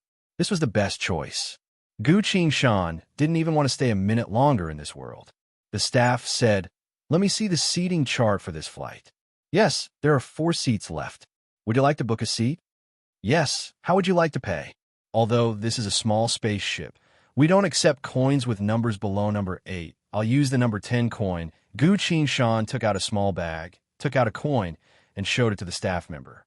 On the front of the coin was engraved a monster with sharp, jagged limbs, followed by the words, "Void Strangler, likes to eat living things. Its limbs are sharp and poisonous." On the back of the coin was engraved a number. This was the number 10 coin, the reward given to Gu Shan by the vice captain of the guard for the information she provided. Seeing the number 10 coin, the staff member's attitude became friendly. He said, "If it's a number 10 coin, I'll only need 27 of them." Gu Shan counted out 27 coins and gave them to the staff member. The staff member quickly got it done. "This way, please. Follow me to board the ship, dear customer," he respectfully said. "Very well. Thank you," Gu Shan replied. As they took a few steps forward, a female voice came from behind. "Wait a minute, there are still 3 seats left? Then we also need to board the ship." The 2 of them turned around, only to see an alluring woman walking towards them. Behind her was a black-skinned, bulky man who was holding the hand of a 6 to 7-year-old boy. Gu Shan froze. He was very familiar with this woman. They even fought against each other before. The demon scorpion empress. She had actually transformed into her human form. "It's you?" Gu Shan couldn't help but ask. "That's right. I'm going to book a seat first. We'll talk later." The demon scorpion empress waved her hand at him. The staff member spoke. "Madam, there are 3 seats left. Do you I'll take them all," the demon scorpion empress said. "Ah, very well. I'll get it done right away," the staff member replied. He pointed at the void of space a few times, seemingly operating something. Behind her, the black-skinned, bulky man waved at Gu Shan with a smile. Gu Shan didn't understand what he meant, so she forced a smile. The black-skinned, bulky man thought for a bit and put up a finger. On his finger, boundless green light surged endlessly. Gu Shan immediately noticed the presence of this green light. This was the same presence as the tree I saw in the desert. Gu Shan looked at the boy next to the bulky man. The boy was staring at her while wiping his drool. After a bit of thought, Gu Shan smiled bitterly and understood. So this boy was the little black scorpion, and this black-skinned, bulky man must be the demon scorpion empress husband. Then he definitely isn't a tree. His identity is already very clear. "What a coincidence. I didn't think I'd run into you guys here," Gu Shan said. "Us too. I didn't think your fighting skills would be so good. And your instincts are also quite impressive," the black-skinned, bulky man said. "Instincts? What does that mean?" While Gu Shan was thinking, the staff member had already finished registering them. The demon scorpion empress scowled and unwillingly took out a few coins to pay the bill. "The four of you, please follow me," he smiled and said. The group stopped talking and followed the staff member through the spacious waiting area to arrive at a small airship. It was a real airship, a bit similar to the Spire Society sailboat. A magic-type airship. Not bad. It should be a bit more stable than a technology-type airship, the Demon Scorpion Empress said in satisfaction. The four of them boarded the ship. The interior of the airship was arranged so that every four passengers could have a private room. The staff member led them to the last room and lightly opened the door. There was no one inside, but there was a table and four chairs, all of which were quite spacious. There were various snacks on the table, as well as 4 cups of steaming hot tea. A large floor-to-ceiling glass provided a good view, allowing them to observe the scenery outside from inside the airship. After leading the four of them inside, the staff member smiled. "The ship will depart in a few minutes. I wish you all a pleasant journey." As he was about to bow, he stopped. The Demon Scorpion Empress, her husband, her children, as well as Gu Qing-shan, all stopped. At the very next second, boom, far below the ground, a loud tremor could be heard. Although the black market was high up in the sky, the slight tremor in the air was enough for them to guess the magnitude of the tremor. Everyone's expression changed. Gu Qing-shan wiped the cold sweat off his forehead. He knew the truth. The Demon Scorpion Empress and her husband were both worried, carefully exchanging glances. Chapter 768. It's fine, it's fine. We'll be leaving soon," the black-skinned man quickly comforted his son. The staff was obviously shocked as well. He bowed to them and hurriedly retreated from the room. The door closed behind him. The air froze for a few moments. Everyone silently felt the trembling and struggling of the ground. The entire drifting sand world was shaking. No one would believe that this was an earthquake. "How many minutes left until we leave?" The Demon Scorpion Empress suddenly asked Gu Qing-shan. "Half a minute," Gu Qing-shan answered. "That's good. We're about to leave," the black-skinned man sighed. "Wait a minute. I have a question. There were thousands of people in this hall. How did you manage to recognize me as soon as I appeared?" Gu Qing-shan asked. The man smiled. "My needle has always been with you, but you've never used it before, so that's why." The man sighed a bit helplessly. "You can actually use it without worry," Gu Qing-shan awkwardly explained. "I didn't actually use it because I didn't know how to use it. Since the door to the private room was closed and no one else was here, he returned to his original appearance." The man smirked. "With my needle, no monster in the desert will trouble you. Furthermore, any enemy that gets stabbed by it will definitely die. Trust me, my poison is very hard to cure." "I understand. Thank you, sir," Gu Qing-shan nodded. The Demon Scorpion Empress suddenly reached her hand out to Gu Qing-shan. "What is it?" Gu Qing-shan asked. "You killed that black-robed man. Everyone who saw it has a share," the Demon Scorpion Empress answered. "You weren't there at the time. How did you see it?" Gu Qing-shan asked. "I don't care. I've secretly helped you a lot." The Demon Scorpion Empress still had her hand out. Gu Qing-shan smiled. Such a combatant wouldn't lie for such a small matter. And when Gu Qing-shan fought with her, she noticed that she didn't hold any killing intent towards her at all. "But there's a problem. I can't open this bag," Gu Qing-shan said honestly. "Don't worry. No one in the entire black market can open his personal treasure bag, but my husband can," the Demon Scorpion Empress proudly declared. The dark-skinned man smiled in embarrassment. His wife immediately glared at him. "What do you mean?" Gu Qing-shan asked. "We'll help you open it. We'll split the things inside 50-50, the Demon Scorpion Empress said. "With your strength, do you still care about this little bit of money?" Gu Qing-shan was puzzled. The Demon Scorpion Empress spoke worriedly. "After we leave our home, we'll definitely need to spend money everywhere. Our children will also need to receive good education, nutrition, and all other necessities won't be a problem. We'll be spending money like water at that time. So we need to earn as much as we can for now. That makes sense. Let's split the money." Gu Qing-shan sighed. Without hesitation, he took out the black bag and threw it to the man. The Demon Scorpion Empress threw it to the black-skinned man. The burly man took the small bag and weighed it in his hand. Suddenly, He stretched out a finger and pointed at the mouth of the bag. Bam! With a light click, the bag was opened. The burly man picked up the bag, wanting to give it to Gu Shan. The demon scorpion empress glared at him.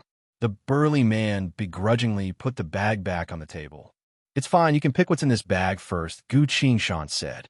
So generous? The demon scorpion empress smiled. I'm a single man anyways. I don't have as much pressure as you do. So you can pick first, Gu Shan said. The demon scorpion empress smile became a lot more sincere. This brat doesn't know what's in the bag, and I can pick first, so I can take as much or as little as I want, right? Since he said that, she wasn't in a hurry to pick anything. That would be too ungentlemanly. She decided to speak first. From what I can see, you should be a Tribulation Realm late stage among cultivators, and you're about to break through. Ah, that's right, Gu Shan replied. From what I can see, you should still have one last karmic adversity left. Indeed, if that's the case, follow us for the rest of the way.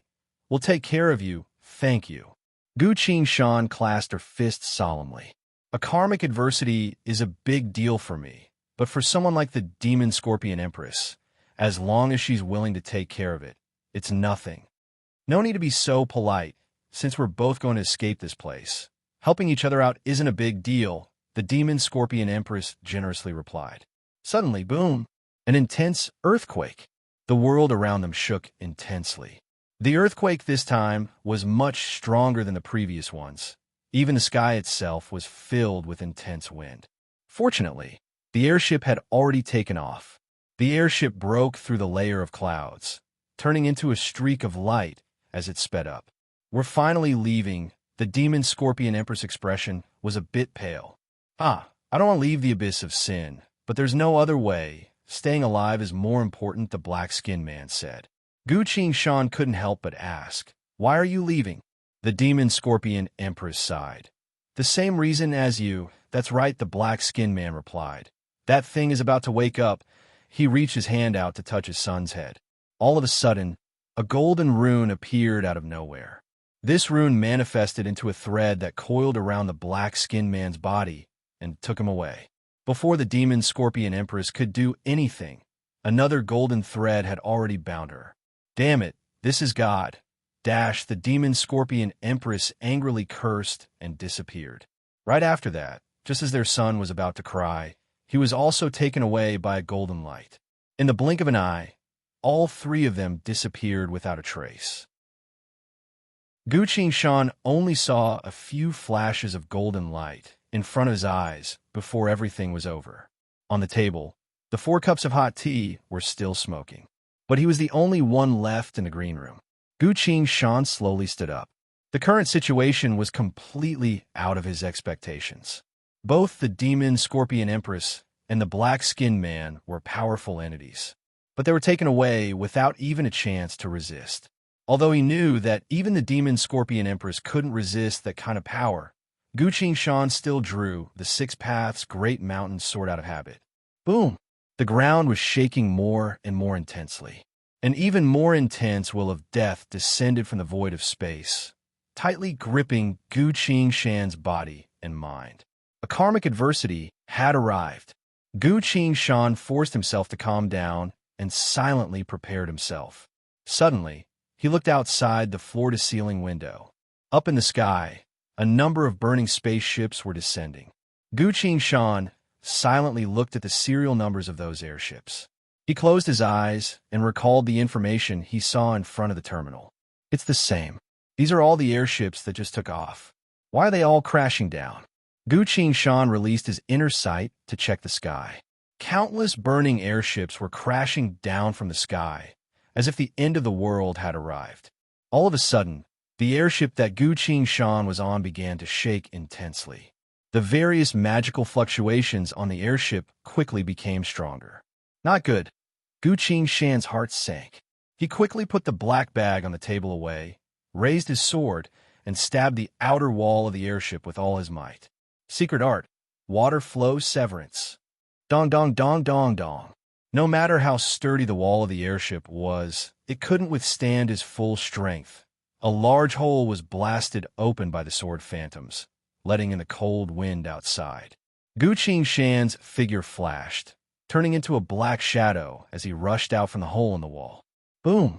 As soon as he flew out, the airship had already exploded into a giant ball of fire, crashing down from the sky along with the other airships. Gu Shan hovered in the air, looking up at the sky. A layer of faint golden runes was slowly manifesting.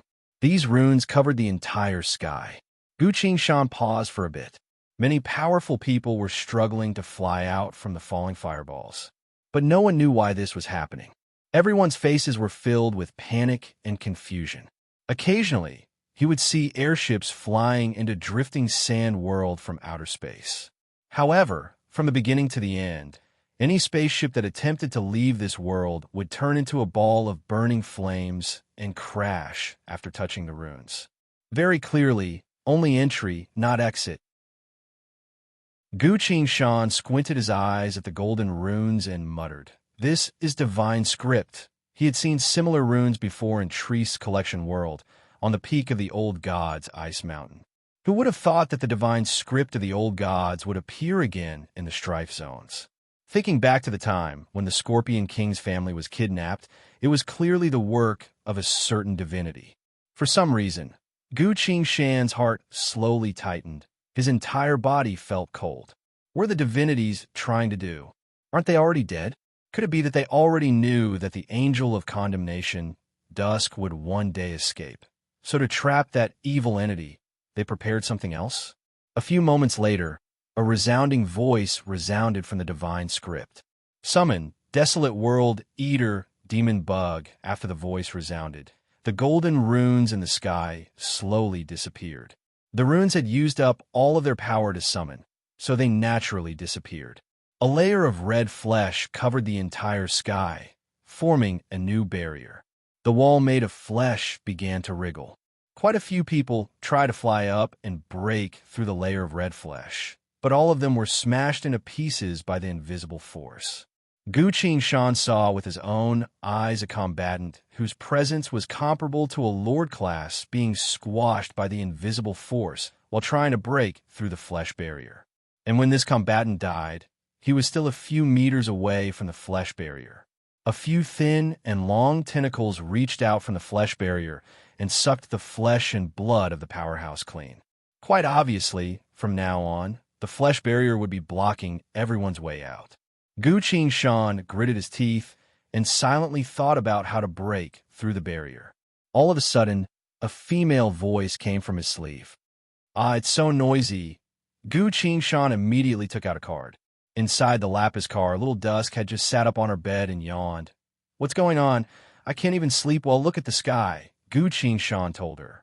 As Little Dusk looked up, she immediately woke up. "Oh no, this is a demon bug that can eat worlds. Drifting sand world has already been eaten into its stomach." Little Dusk said, "Is there a way to get out?" Gu Shan asked. "This demon bug existed before the birth of divinities. It's extremely powerful. My current strength isn't enough to deal with it," Little Dusk replied. The two of them exchanged glances, both feeling heavy. At another location, in another part of the world, a ship had just entered drifting sand world not too long ago. On the ship, Chapter 769, The Bounty Hunter's Ship. The gray giant pulled his gaze away from the sky. The things in the sky made him feel uneasy, but the most important thing right now was something else. "Did you find that man?" he asked. "Yes, how strong is he?" "According to a cultivator's strength, he should be around Tribulation Realm late stage." "Heavens," I replied. The entire bounty hunter group laughed. For a cultivator, if they could reach Chaotic Star, Origin Return, Radiant Soul, or Void Beholder realms, then the entire bounty hunter group would have to be careful. After all, within the 200 million world layers of the strife zones, their group couldn't even make it to the top. But if it was just a single Tribulation Realm cultivator, it wouldn't be too hard for them to deal with them. The gray giant turned to his subordinates and loudly declared, "All right, let's not worry about what's going on with this world for now. We need to make some money first. Everyone move out. We're going to kill that man." "Yes, boss." Gu Shan slowly descended. The sky had been obscured by the demon insects. "No, The entire world had been devoured. Being inside the demon insect's stomachs, the world instead fell into a miraculous silence. This kind of tranquility was like the moment before the arrival of a storm. The demon scorpion family was captured, Gu Qingshan said. What happened? Little Dusk asked. Gu Qingshan then explained the entire situation to her. That seems to be a restraining method of the divinities, Little Dusk mused. She turned into a real person and drew a card from the void of space. Summoning card, the Demon Scorpion Empress. Little Dusk stared at the card, only to find that it was completely empty. We can't summon her anymore. Seems like something really did happen, Little Dusk scowled. Gu Qingshan looked at the empty card and couldn't help but ask, is she also a part of the condemnation, fugitive deck? No, she's only a creature from the abyss of sin. Because she once came into contact with my presence before I scattered my power, she willingly signed a contract with me. What's the abyss of sin? Underneath the drifting sands, the abyss that watches over the seal. The divinities kept a few watchers there, so that when something happens to the seal, these watchers would be able to report the situation as soon as possible and deal with it as soon as possible, Little Dusk explained. The divinities are no longer here, Gu Qingshan replied. That's why they live so comfortably in the abyss of sin, never needing to go to the outside world, Little Dusk explained. But who would have thought that the divinities would have a contingency plan on their bodies, Gu Qingshan sighed. The two of them were silent for a moment. Gu Qingshan suddenly raised her sword. Little Dusk also threw out a card. It was a card with a white net on it. Defense card, Reflective Net Pocket. Reflective Net reflects the enemy's first attack completely. Description, an eye for an eye. Description, the net cannot reflect one-hit fatal attacks and cannot reflect attacks that exceed 3 times the envoy of condemnation's power. Bang. The cards dispersed. A net of light formed by white ropes leaped out of thin air. The net of light blocked a blinding pillar of light in front of the two of them. As the pillar of light fell into the net, it slowly extended until it reached the two of them. It's fine. The net hasn't reached its limit yet. This attack can be reflected, Little Dusk said. As soon as she said so, the pillar of light condensed into a ball and was reflected. In the blink of an eye, the ball of light disappeared in front of them. Not too far away, a bright flame suddenly lit up in the sky. A ship came crashing down from the sky with thick black smoke. Gu Qingshan and Little Dusk stared at the ship. Seems like the attack just now was a sneak attack from that ship. Did you offend someone? Little Dusk asked. No, but someone is trying to catch us, Gu Qingshan replied. Who? Little Dusk curiously asked. The Holy Church of Death. Of course, Gu Qingshan replied. Little Dusk then realized. Not too far away, a few dozen people flew out from the crashed ship, quickly heading toward the two of them. They weren't too far away. Those people quickly arrived in front of the two of them and surrounded them. Little Dusk asked, these people don't look like divine officers. Why are they trying to catch us for the divinities? Are they some kind of new weapon of the divinities? Gu Qingshan replied, no, it's because the Holy Church offered a bounty. What's the bounty? Gu Qingshan understood Little Dusk a bit better. Little Dusk knows a lot of ancient secrets and is also quite skilled in combat, but she doesn't know much about the basics of the world. He then explained the meaning of the bounty. While they were talking, a gray giant stepped out from the group of people. He was holding a wanted poster in his hand. The gray giant nodded after looking at the man and woman in front of him on the wanted poster. The target was correct. He ordered without hesitation, go, kill them all. As the leader of a squad, he never believed that there was anything to say to his enemies. With that, the entire bounty hunter squad charged forward. Little Dusk quickly said, you're too weak. Just take care of yourself. I'll be the main attacker. Got it, Gu Qingshan happily replied. Those people are too strong. If I'm alone here, I'll probably have no choice but to run. He donned the Shinwei armor and prepared for battle. Little Dusk's figure flashed, already holding a card in her hand as she charged forward. She'd drawn most of their power, but there were still 7 to 8 people rushing towards Gu Qingshan. Gu Qingshan scanned them with his inner sight. None of them were weaker than him. Judging from their auras, they were at least at the Tribulation Realm. A few of them were even on par with virtualized or cryptic realm cultivators. One of them even surpassed cryptic realm, roughly equivalent to chaotic star realm cultivators. Gu Shan carefully avoided that person, wielded both swords, and suddenly appeared in the middle of the three weakest people. Her swords moved. Life Seeker.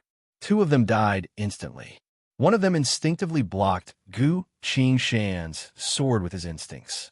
The others were immediately alerted.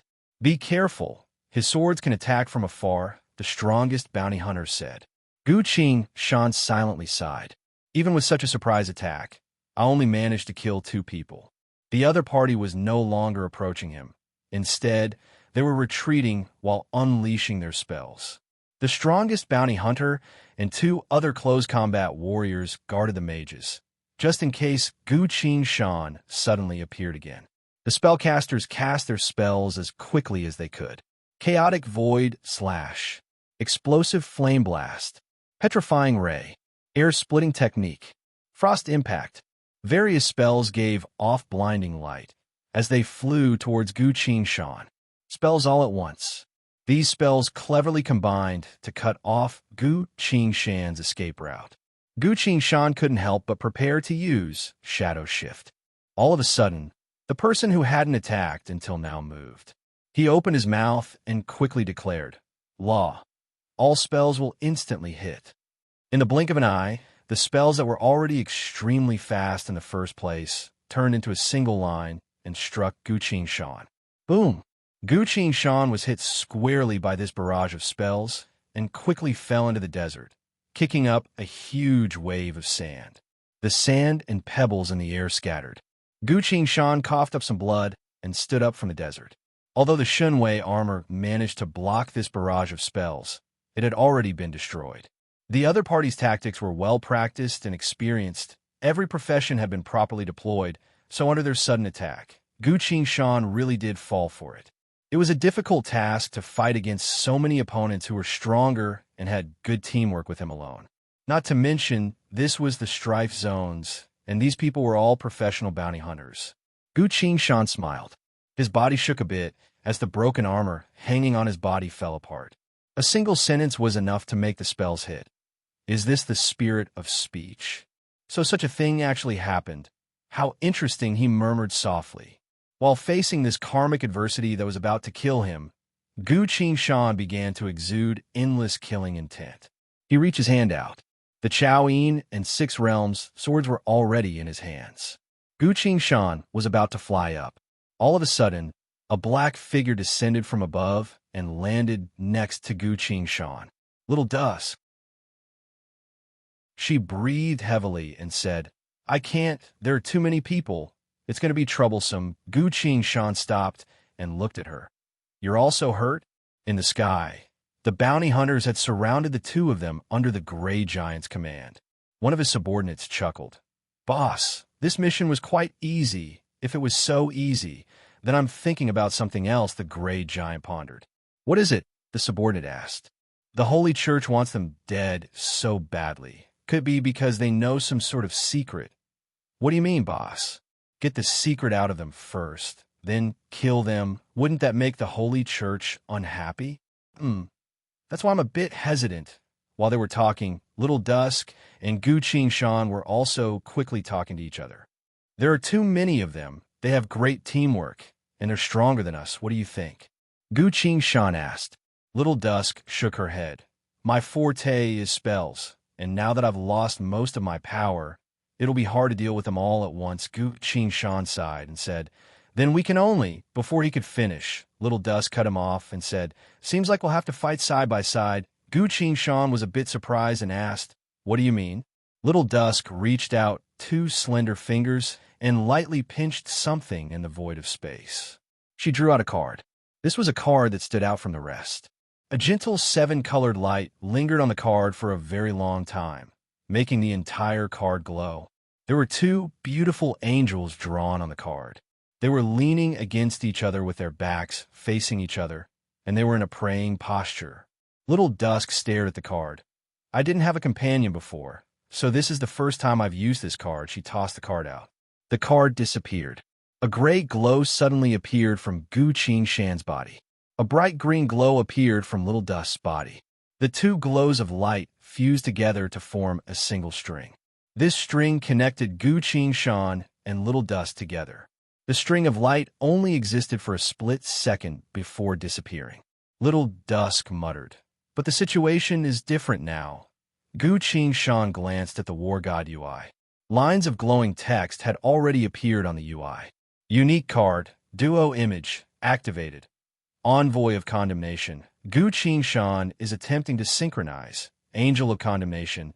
Dusk is attempting to synchronize. Synchronization successful. Chapter 770. Gu Qingshan glanced at the War God UI. The lines of glowing text were still scrolling by. Duo image combat mode. In this combat mode, the two envoys of condemnation can instantly share all of each other's combat cards, as well as their card-type combat experience. You've obtained the right to use all of the Lapis grade card, Angel of Condemnation, Dusk combat cards. You've learned how to use these cards. You are a gray grade 0 card, Angel of Condemnation. Dusk is unable to obtain any combat cards from you. You've never participated in card combat before, Angel of Condemnation. Dusk is unable to obtain any combat experience from you. Due to this situation, whenever you use 3 of your opponent's cards, Angel of Condemnation, Dusk will be able to draw one of your skills and manifest it as a card. You may choose your first personal skill as a card and place it into Angel of Condemnation, Dusk's deck. Gu Qingshan read through it all at once. Little Dusk continued. "It's fine, you can directly obtain my Lapis grade deck. That way there will be 2 of me fighting. I should be able to win against them," she continued. "According to the rules, you can choose a skill to put into our common deck, but I like sorcery-type battles, and I can't use any of your melee skills, so you can just put any one of them in." Gu Qingshan thought for a second and said, "Wait a moment." Now that he had obtained Little Dust's card experience, he focused his mind and chose one of his skills as a shared card. A gray card appeared in front of them from the void of space. Depicted on the card were 2 arrowheads that were circling back and forth, constantly moving around each other. Card, Shadow Shift, Space-type Godly Skill, Instantaneous Skill. You can exchange positions with anything within the range of your thoughts. Description: this skill is a law-grade divine skill. No living being can resist it. No formations, barriers, or even forbidden techniques will be able to stop it.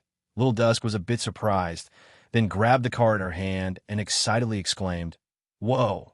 For a magic-type user like me, this is the best hiding card at my current level." Gu Qingshan smiled. He was silently absorbing Little Dusk's card experience. "Little Dusk, I kind of understand why the gods are afraid of you. Hee, this is nothing. My current strength is still very weak." At this time, in the sky, the gray giant finally made his final decision. "No matter what the secret is, we can't provoke the Divine Hall."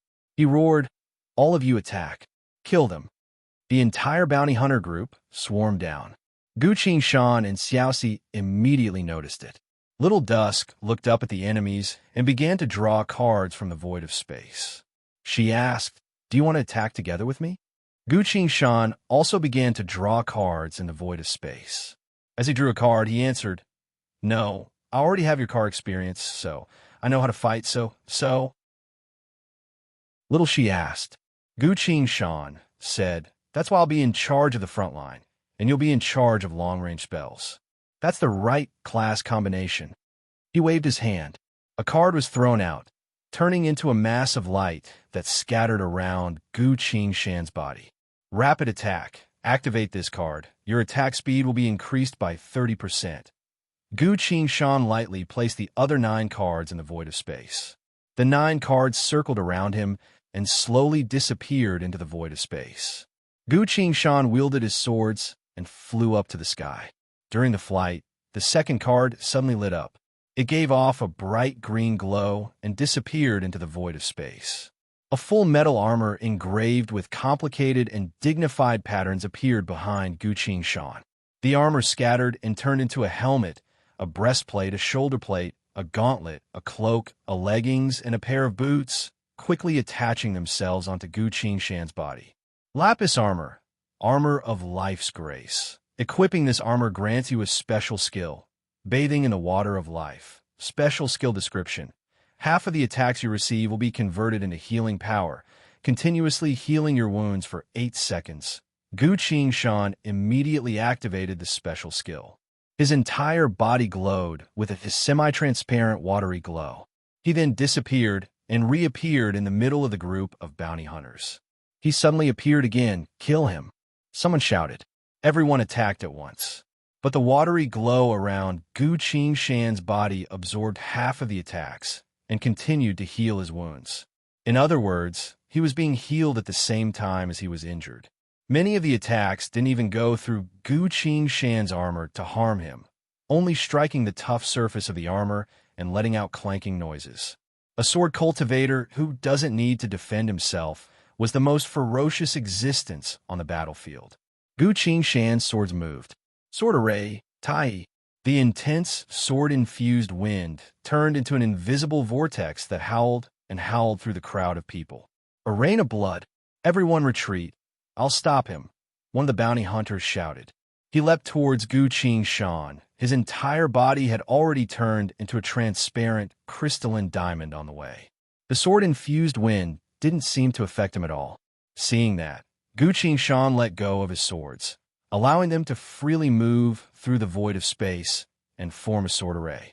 He reached his hand out and grabbed a card in front of himself. It was a crimson card. A group of glaring crimson light was drawn on the card. Under the blinding light, it was impossible to see what was on the card. True Crimson Demon Spear, Gu Qingshan muttered.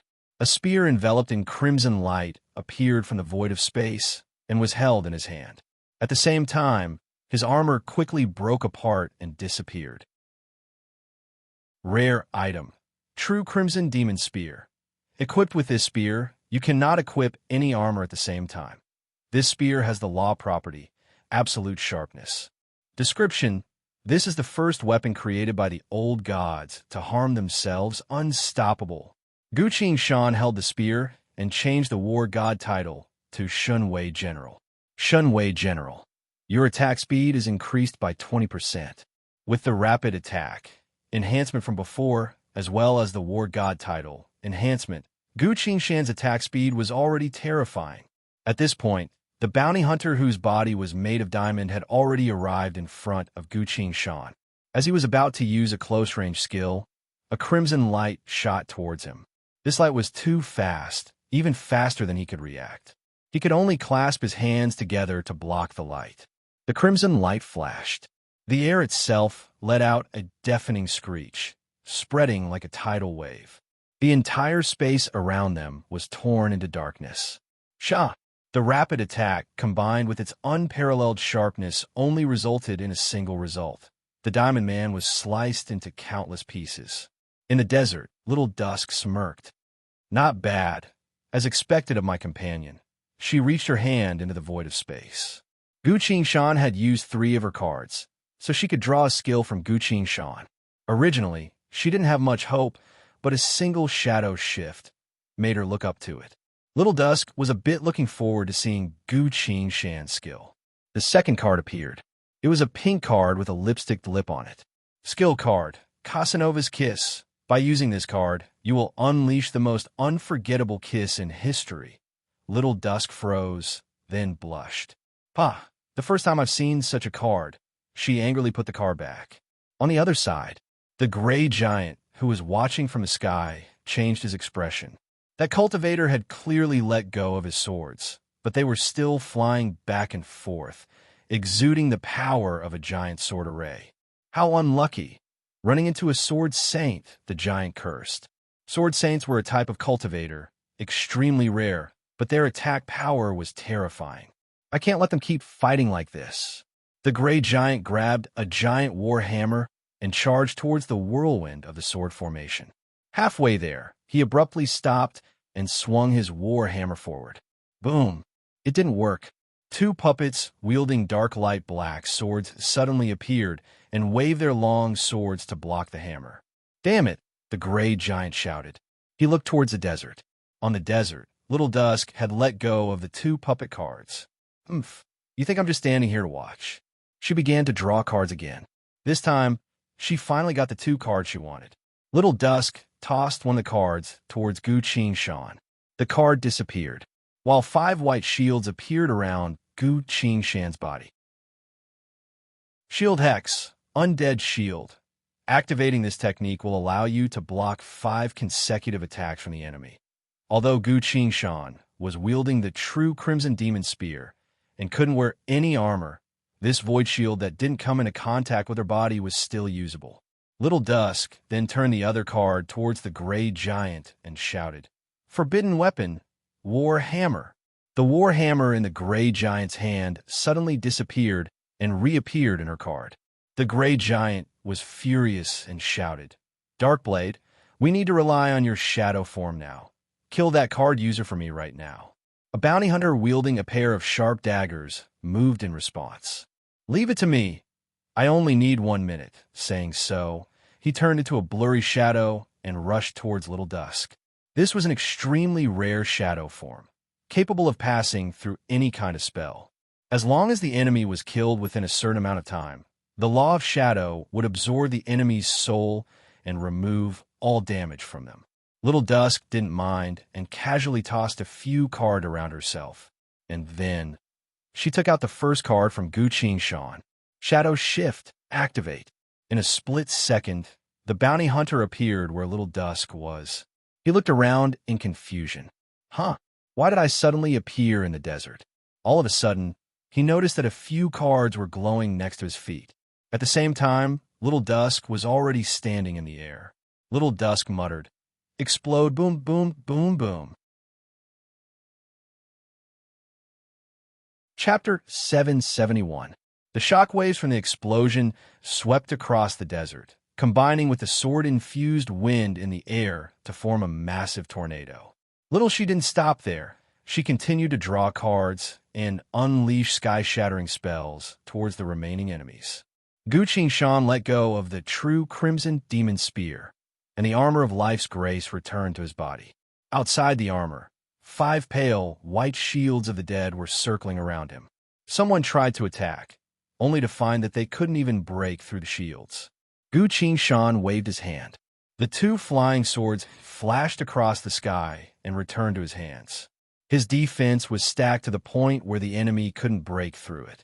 As a sword cultivator, Gu Qingshan didn't need to think about how to fight anymore.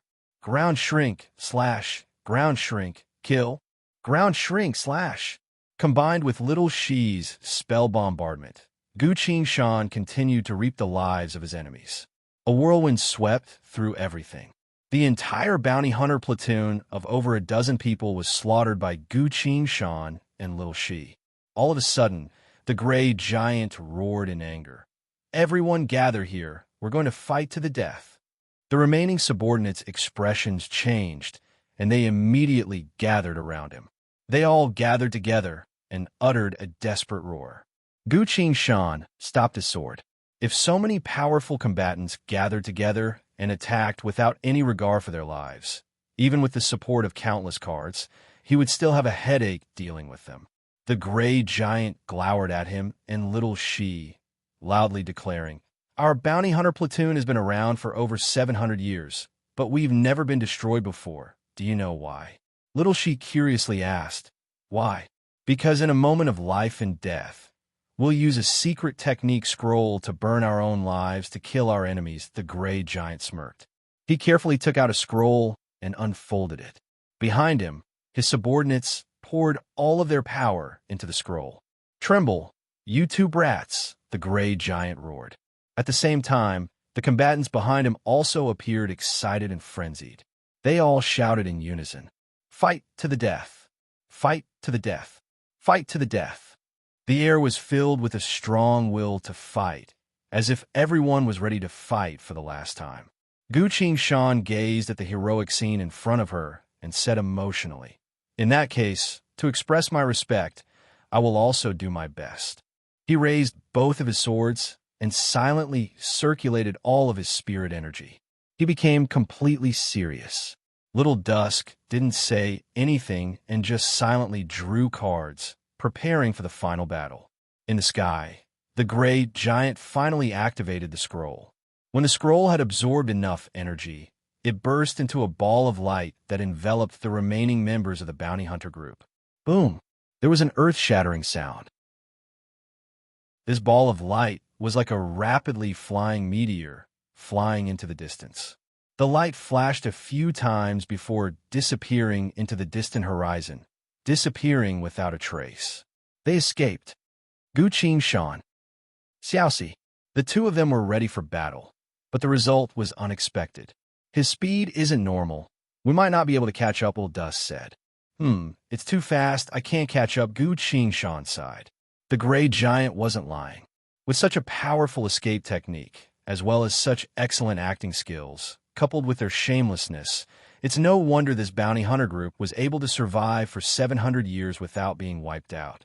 Standing in the air, Gu Qin-shan suddenly felt something in his heart slowly becoming a thing of the past. A new surge of spirit energy flowed through his body, guiding the spirit energy throughout his body to form an unprecedented tide of spirit energy. Gu Qin-shan slowly understood. So I've passed the karmic adversity. Over a dozen professional bounty hunters who were far stronger than me came to kill me, but because of little Dusk's twin shadows, they were forced to flee. My karmic adversity has been resolved. I need to rest for a bit, Gu Qin-shan said.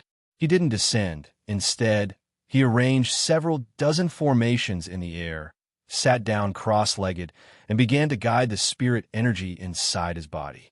A few moments later, he fell into a deep meditative state. His breakthrough was slowly but surely progressing in an irreversible manner. This was a breakthrough that didn't require him to face the lightning tribulation. But 3 karmic adversity isn't any better than a lightning tribulation. If Gu Qin-shan had to choose, he would definitely choose the lightning tribulation, not the karmic adversity. Furthermore, because Gu Qin-shan's merit was too much, he only had to face 3 karmic adversity.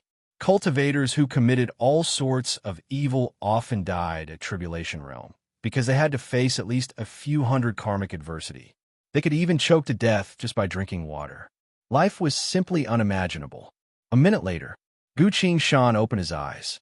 Virtualized Realm. Lines of glowing text appeared on the War God UI. This breakthrough has ended. You've successfully broken through to Virtualized Realm. You become a Virtualized Realm cultivator, due to the Tribulation Realm's natural premonition being passively enhanced to the point where you can sense karmic adversity. Your spirit sense has been greatly used up and will fall into a dormant state for a short while. The duration will depend on your situation. Please pay special attention. Breaking through to Projection Realm, Tribulation Realm, and Virtualized Realm will not awaken your thaumaturgy. You will only awaken your thaumaturgy when you advance to Cryptic Realm. After the glowing text finished, it slowly faded away. Gu Qin-shan didn't really care about the thaumaturgy because he already knew about it when he broke through to Tribulation Realm. His spirit sense, falling into a dormant state, was a bit of a challenge. Because cultivators like to use their instincts to sense the connection between themselves and the outside world. Losing his spirit sense so abruptly was still a bit difficult to adapt to. He looked next to him, only to see little Shi's sleepy expression, her head swaying back and forth, trying her best to stay awake and silently watch over him. I'm done, Gu Qin-shan said. That's right. You finally broke through, Little Shi yawned. Why are you so tired? Gu Qin-shan asked. Because of duoing. I don't feel like I'm affected at all. Of course you won't be affected. Little Dusk rubbed her tired eyes.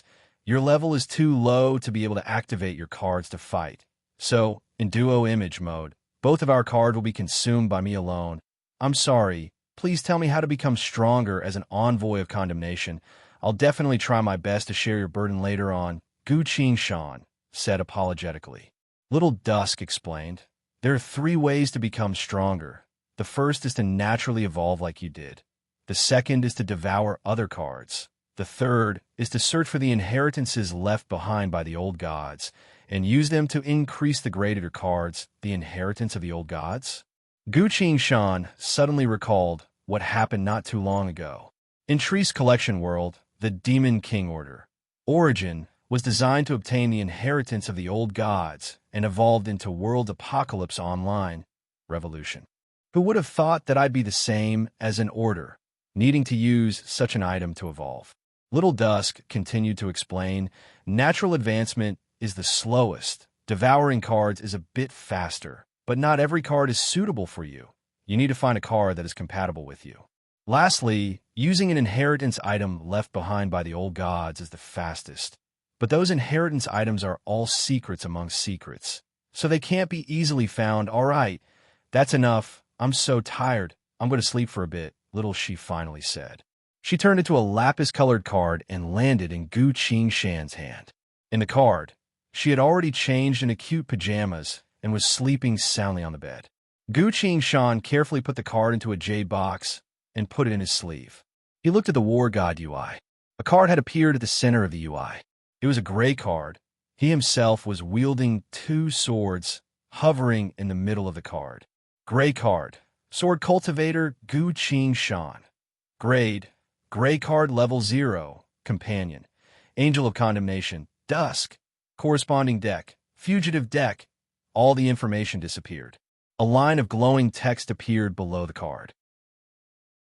Your personal strength has increased, officially evolving from level 0 to 1 star. You become a 1-star card. You've obtained a gray skill card. Amplified damage. A card with a gray background appeared on the UI. On the front of the card, there was a drawing of a long blade, occasionally giving off a cold gleam. Skill card. Amplified damage. After equipping this card, whenever you deal damage to an enemy, the enemy will take an additional 3% damage. Description: this is a gray level passive skill card. When you are in battle, equip this card and it will continue to work. As a gray card, it's already working very hard. Reading through the information, Gu Qingshan felt that compared to little she, her card was a bit too weak. Fine, my level is so low, it's already good enough to have a card to use. Chapter 772. Gu Qingshan stood in the night sky and silently sensed her current state. The surging spirit energy tide had calmed down a bit. I'll probably need a few more days to fully gather and control this newly formed spirit energy. During this time, my spirit energy could still fall into a state of turbulence at any time, so I can't break through right away. All right, even with the help of soul points, I can't be too hasty when it comes to breaking through, otherwise it'll just be a waste of time. Gu Qingshan stopped thinking about her cultivation and took out a small black bag. This was the black-cloaked man's personal storage bag, which was opened by the demon Scorpion Emperor's husband. Unfortunately, their family of 3 had disappeared, so Gu Qingshan decided to take a look at what was inside first. After all, the future is uncertain, so if there's something that can help me get out of my current predicament, only an idiot wouldn't use it. He searched around inside the bag and took out a coin. It was a dark blue coin. A giant octopus-like monster was carved on the front of the coin, grabbing over a dozen ships in the space vortex at the same time, using its cold, barbed tentacles. Just by holding this coin, Gu Qingshan's hand was already covered in a layer of frost. All right, compared to this monster, the monster on the number 5 coin looks like a cute little animal. Gu Qingshan turned the dark blue coin around and looked at the number carved on the back. 109. This was the number 109 coin. No wonder everyone was so cautious when traveling through the void. After all, there were a total of 1,001 coins. This was far beyond what Gu Qingshan knew. The devil summoner Wang Chung worked hard for half his life only to save up a single chest of number 5 coins. Even after Gu Qingshan sold her information, the black market only rewarded her with a total of 1,000 number 10 coins. This had already caused quite a few jealous professionists to follow her. Who would have thought that the black-cloaked man would have the number 109 coin on him? Gu Qingshan reached into the black bag and found that there were no more of the coins inside. In other words, the black-cloaked man only had one of these coins on him. As Gu Qingshan stared at the number 109 coin in her hand, lines of glowing text appeared on the War God UI. Hashtag 109 coin.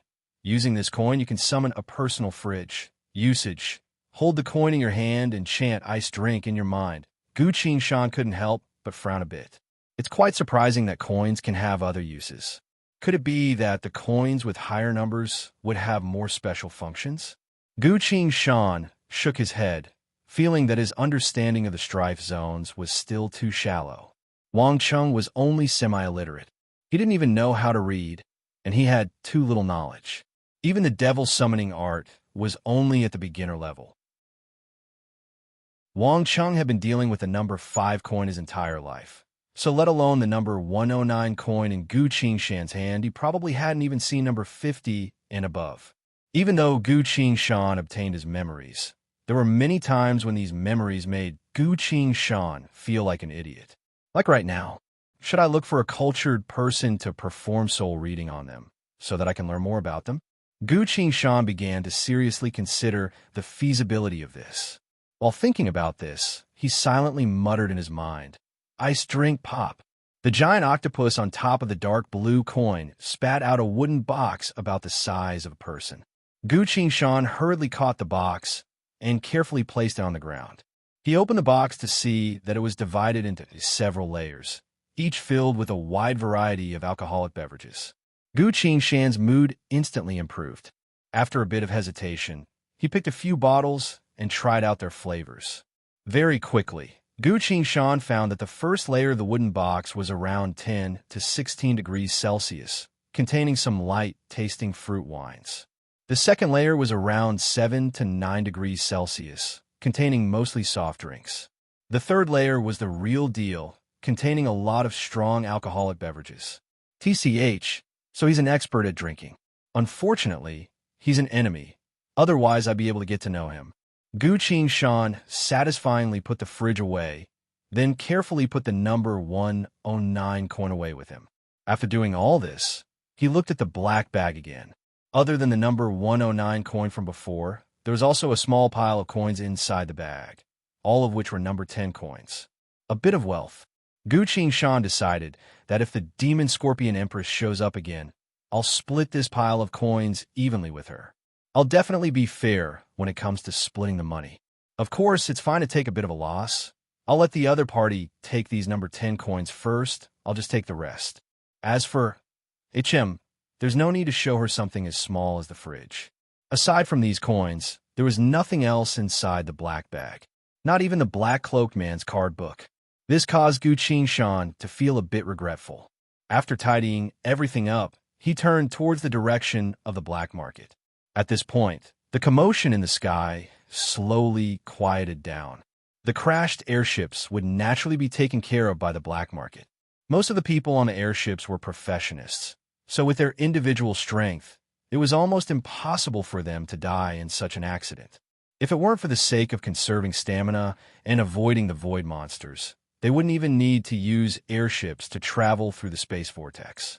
Even if the terrifying wall of flesh had manifested in the sky, even if the airships were crashing one after another, even if there were riots and battles taking place everywhere. But the people on the airships didn't care about that at all. They were all heading towards the flight center, loudly asking for a refund. There were even a few people with powerful presences who sent their subordinates to express their concern. Gu Shan felt a bit emotional.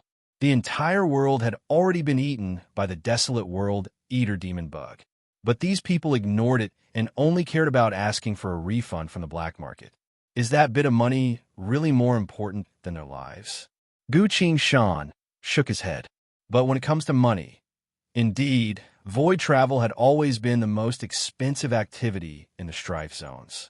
And the magical airship that Gu Shan took cost him a total of 27 coins. A total of 27 coins. The number 10 coin.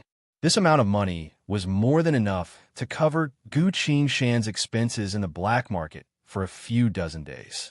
With that in mind, Gu Shan couldn't help but fly towards the flight center. Halfway there, he had already turned into Wang Cheng's appearance. At another location, the guards of the Holy Church of Death and Holy Church of Fate had arrived at the center of the strife zones. They were here to pick up Su Ku-air and Anna. The two girls were saying their goodbyes. Which means, you're Su Cher's younger sister? Anna asked. Su Ku-air stared closely at her and replied, That's right, my sister said that you're not a good person and has always wanted to kill you. But she also said that you saved her life, so she couldn't do it, so she told you to find a chance to kill me? Anna smiled and asked, I originally wanted to kill you. Sukair spoke with a complicated expression. But in that situation just now, when I called for help, everyone else wanted to run away. Only you risked your life to save me, Sukair continued. Regardless of what my sister is like, Sukair, am not an ungrateful person. Anna was surprised. If your sister wanted to cause trouble for me, why didn't she come herself? She's currently participating in a card user's trial and hasn't come out for a long time, Sukair replied. Sukair thought for a bit and continued.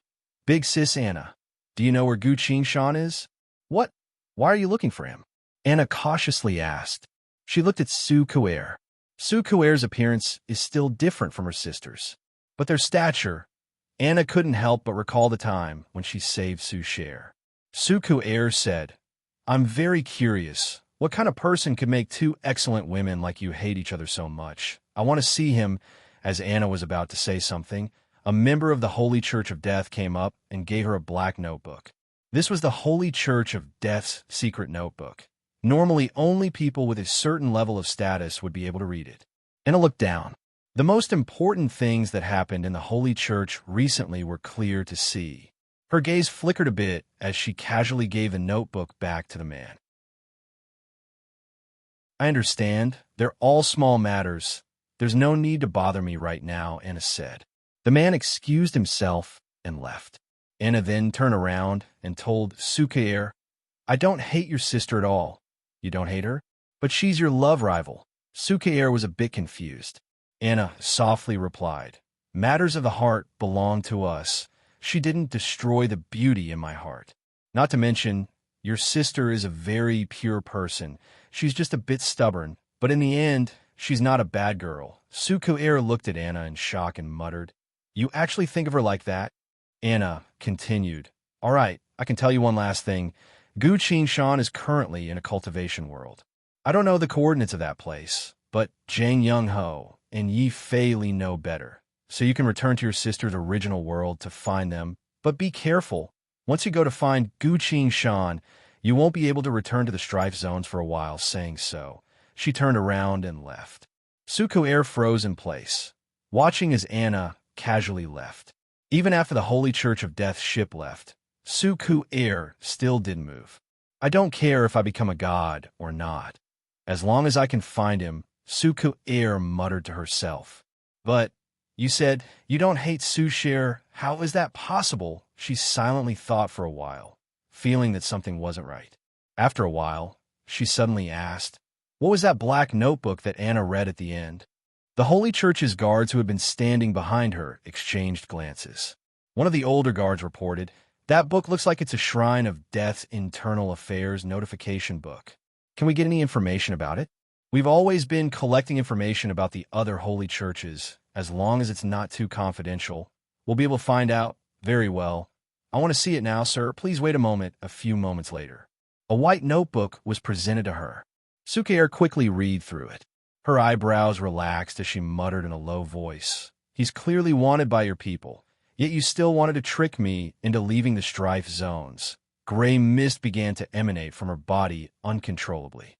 Her unstoppable presence caused the Holy Church of Fate's ship to tremble. What's going on? A divine envoy noticed something was wrong and came out from a ship. Chapter 773. Drifting Sand World. The Black Market. The Flight Center. Guqin Shan stood outside of the crowd, silently observing the situation. Everything was in chaos. Because they couldn't escape from this world and were caught up in the explosion of the ship, the furious professionists all rushed to the flight center, demanding a refund for their travel expenses. But the number of black market guards that came to maintain order was limited. Not even the captain and vice captain of the black market showed up. I heard they went on a mission. A few powerful professionists slowly found out that the owner of the black market, Greyhan, wasn't in this world either.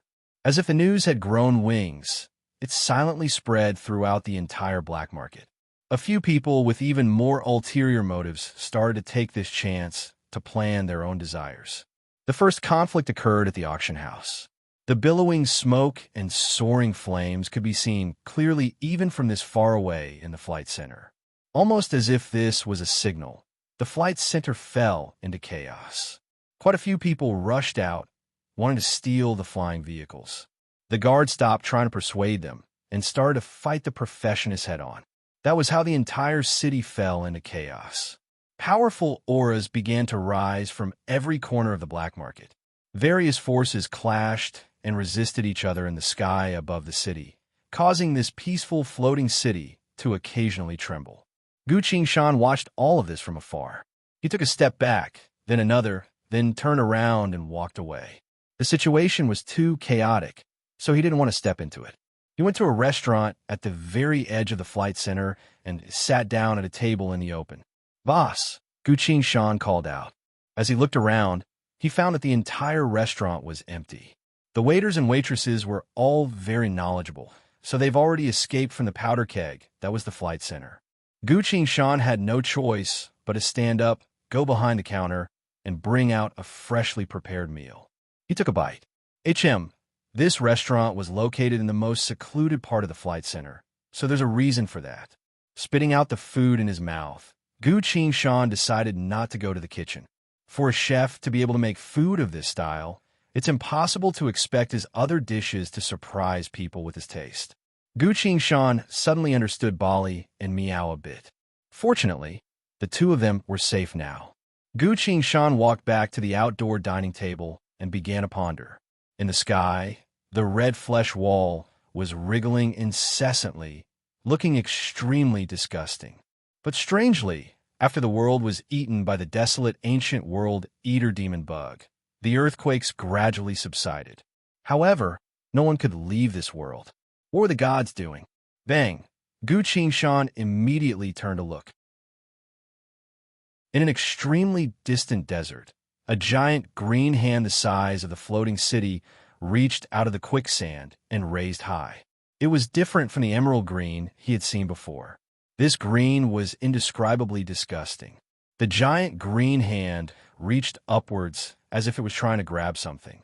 Unfortunately, it was still quite a distance away from the desolate ancient world eater demon bug, unable to reach the red meat wall. The giant green hand unwillingly stopped, but it soon began to sway again. It was still trying to catch something. Whose hand was this? If one of its arms was already so huge, how majestic would its body be? As Gu Qingshan was thinking, she suddenly heard a series of loud vibrations. Boom, boom, boom, boom, boom. Endless noises filled the entire world. Gu Qingshan slowly stood up from his chair, stood at the edge of the floating city, and looked towards the vast desert. Behind him, the noise of battle and commotion in the black market also slowly faded. The entire black market went silent. Everyone stopped what they were doing and looked towards the desert. Hands. Giant green hands that were as large as the floating city stretched out one after another, densely occupying the entire desert. No, they took over the entire drifting sand world. These giant green hands couldn't even reach the flesh wall in the sky. In fact, they were still a bit away from reaching the floating city. But they were still unwilling to give up, trying their best to reach the void of space, trying to grab anything they could. Look, someone loudly called out. Below the floating city, the small town on the outskirts had been caught by a giant green hand and was slowly being dragged into the desert. Many figures soared into the sky from the small town, trying to escape this disaster. But the giant gray hands around them were madly trying to grab them, like swatting away a bunch of flies. Blood splattered everywhere in the air. The giant green hand seemed to have some sort of unique power, as every single person who tried to escape was sent flying back and stuck to the giant hand. It wasn't just the fleeing people, even the birds high up in the sky cried out in pain as they fell to the ground. The black mass of people were caught by the giant hand and crushed into a pile of flesh and blood. One hand, two hands, 3, 4, 5. The giant hands swarmed over and captured all of the people. No one was able to escape. Everyone in the town was dead. The giant hands dragged handfuls after handfuls of flesh and blood into the desert. The ground began to tremble. The quicksand formed circular ripples that looked like an abyssal whirlpool. This slight trembling didn't seem like an earthquake, but more like something was chewing and devouring. In the sky, everyone held their breaths and stared blankly at this. All of a sudden, a high-decibel female voice shouted, "It's here!" Everyone looked up. A single arm had finally surpassed all the giant green hands, reaching even higher and grabbing towards the floating city. The entire floating city was in chaos. Everyone attacked the giant green hand with all their might. Every single one of them who could attack the giant green hand had used all their strength. The giant green hand reached higher and higher, but didn't budge at all despite the attacks. "It can't move. It's not damaged at all. We can't deal with it." Amidst everyone's desperate screams, the giant green hand streaked across the sky, grabbing towards the floating city with unstoppable force. Bam! With a small sound, the meticulously constructed defensive formation around the floating city popped like a bubble as it was lightly touched by the giant green hand. The giant green hand continued to approach, but when it got the closest to the floating city, it streaked across the sky. Although this giant green hand was taller than all the other arms, it was still a bit away from reaching the floating city. Just a bit more. The giant green hand that was covered in pus streaked across the bottom of the floating city, bringing with it a foul stench.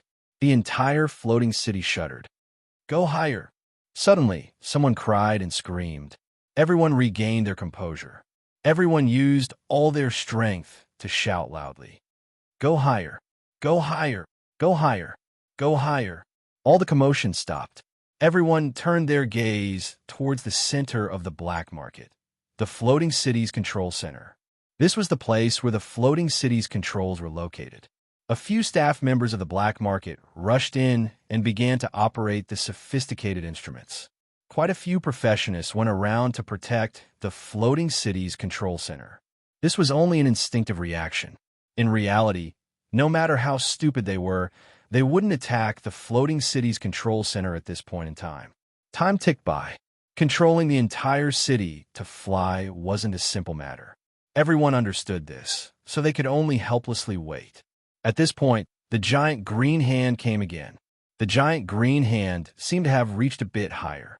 It used all of its strength to reach its 5 fingers up high, wanting to touch the bottom of the floating city.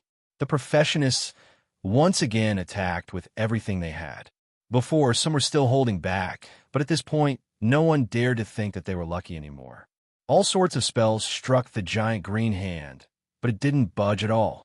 Under everyone's despairing gazes, the giant green hand's fingers finally reached the bottom of the floating city. 1 finger lightly touched it. 2 fingers touched it. A 3rd finger. The giant green hand was about to catch the floating city. Suddenly, the entire floating city let out a loud rumbling sound. The floating city was activated. It could now ascend or descend. The silent and despairing crowd suddenly became restless. Everyone roared in frenzy. "Hurry! Hurry! Do it! Damn it, rise for me! Ascend!" Boom! Streams of white air rushed out from the bottom of the floating city. The floating city began to ascend. Slowly but surely, it escaped the giant green hand's touch and flew higher. The entire city went silent. Suddenly. Chapter 774. As soon as the floating city flew up, Gu Qingshan also sighed in relief. At some unknown point, Little She was already standing next to him, silently looking down at the scene below. "So, what's finally coming out?" Little She sighed emotionally. "So that's the monster?" Gu Qingshan asked. "That's it. These hands are only its skin. It's still in a half-asleep, half-awake state," Little She replied. Gu Qingshan looked at her. "So you once fought against such an entity? How unimaginable," Little She pondered. "I had thought that the desolate world eater demon bug would be able to appease it, but it also failed. I wonder if the divinities have any other methods. Regardless of what the divinities think, do we have any way to escape from here?" Gu Qingshan asked. "No, I'm too weak right now," Little She sighed. The two of them paused and looked towards the black market at the same time, only to see that Aside from the control panel of the floating city, the entire black market had fallen into chaos. Fighting, killing, looting, destroying. People were rushing into the various shops like madmen, stealing anything they saw that was useful to them. If anyone tried to stop them, they would immediately engage in battle. Some people even began to take revenge for their grievances. Battles were raging everywhere. Fortunately, Gu Shan chose the most remote location at the very edge of the flight center. There wasn't anything worth searching for, so no one came here yet. Hearing the sounds of battle from afar, little she asked in confusion, "It's already a hopeless situation of certain death. Why are they still doing this?" Gu Shan glanced at her and asked in return, "Before you were sealed away, you didn't have much contact with living beings?" "That's right, besides fighting against monsters, all I did every day was sleep." Little she stared at the endless slaughter and fighting in the black market and asked further, "Why are they all acting like they've gone mad?" Gu Shan replied, "This is the nature of living beings, the nature of living beings." Little she couldn't understand. In a hopeless situation, living beings' nature would change so much. It's not a huge change in temperament. This is their true temperament. Only when the champions are satisfied will these things temporarily calm down.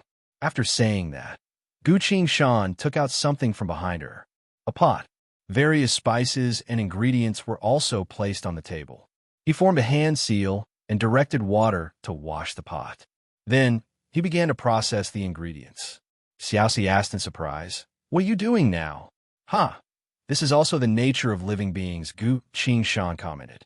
Ever since he arrived at the strife zones, he hadn't had a single hot bite of food, not to mention the disgusting food he just ate, so he couldn't help but want something to eat. His movements were extremely fast, and in a short while he had prepared a few dishes and a pot of soup.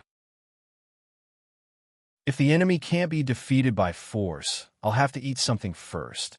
Only after I'm full will I have the energy to think about the problem," Gu Shan said. Looking at the dishes, Xiaoxi's nose twitched and a look of envy appeared on her face. "Can you eat so much by yourself?" she asked. "Of course not. Come, let's eat together." Gu Shan gestured for her to sit down. At this point, Xiaoxi felt a bit uneasy. "What's the matter?"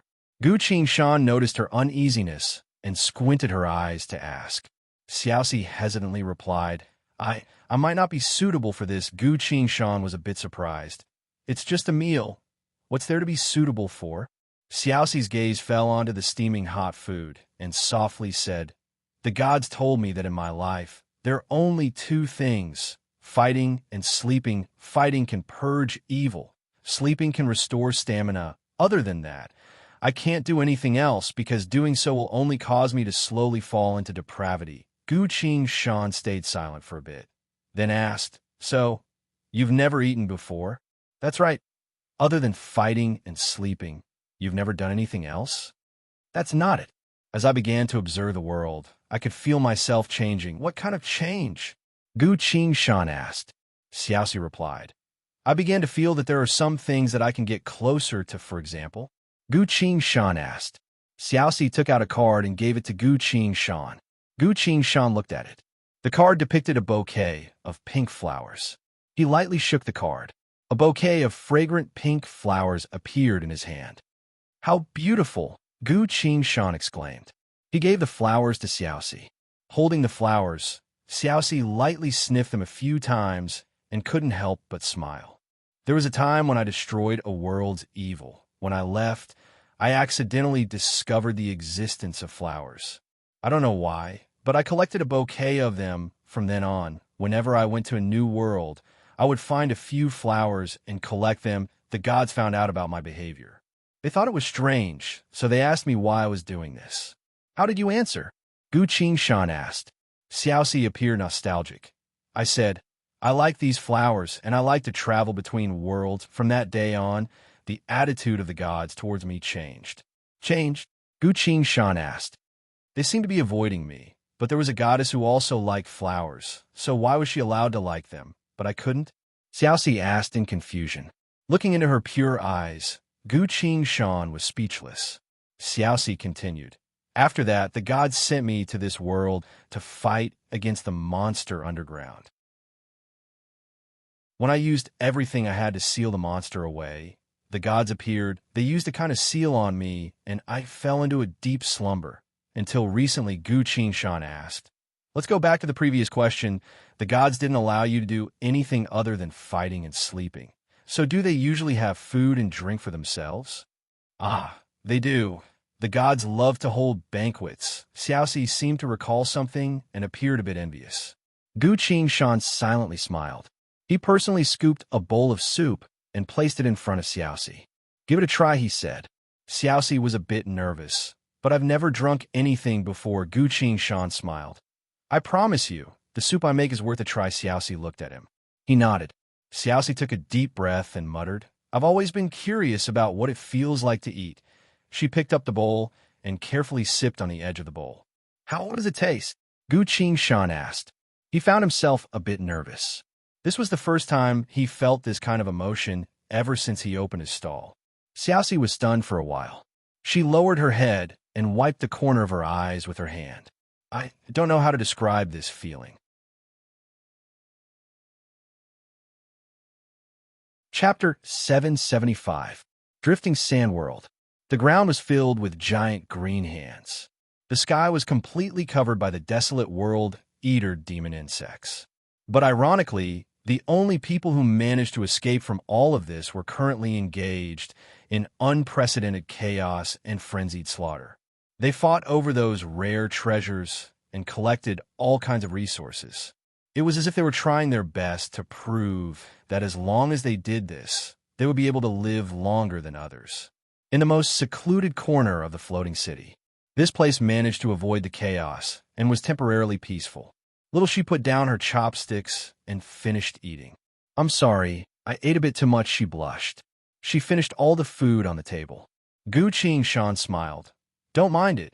A clean plate is the best reward for a chef, little she asked. Really? I'm not lying. Gu Qingshan put away the pot and plate. He took out some ingredients again, preparing to make 2 simple and quick side dishes for himself. Actually, eating and drinking is also a way to understand the world. It can help you understand the beauty of the world through a pleasurable way, Gu Qingshan explained while preparing the ingredients. Little she didn't say anything and only nodded.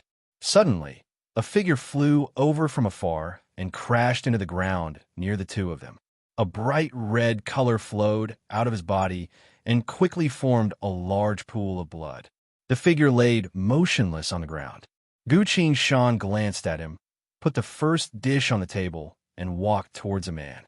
Little she glanced at the man and said, He's too heavily injured. His consciousness is already blurred. There are many fatal wounds all over his body.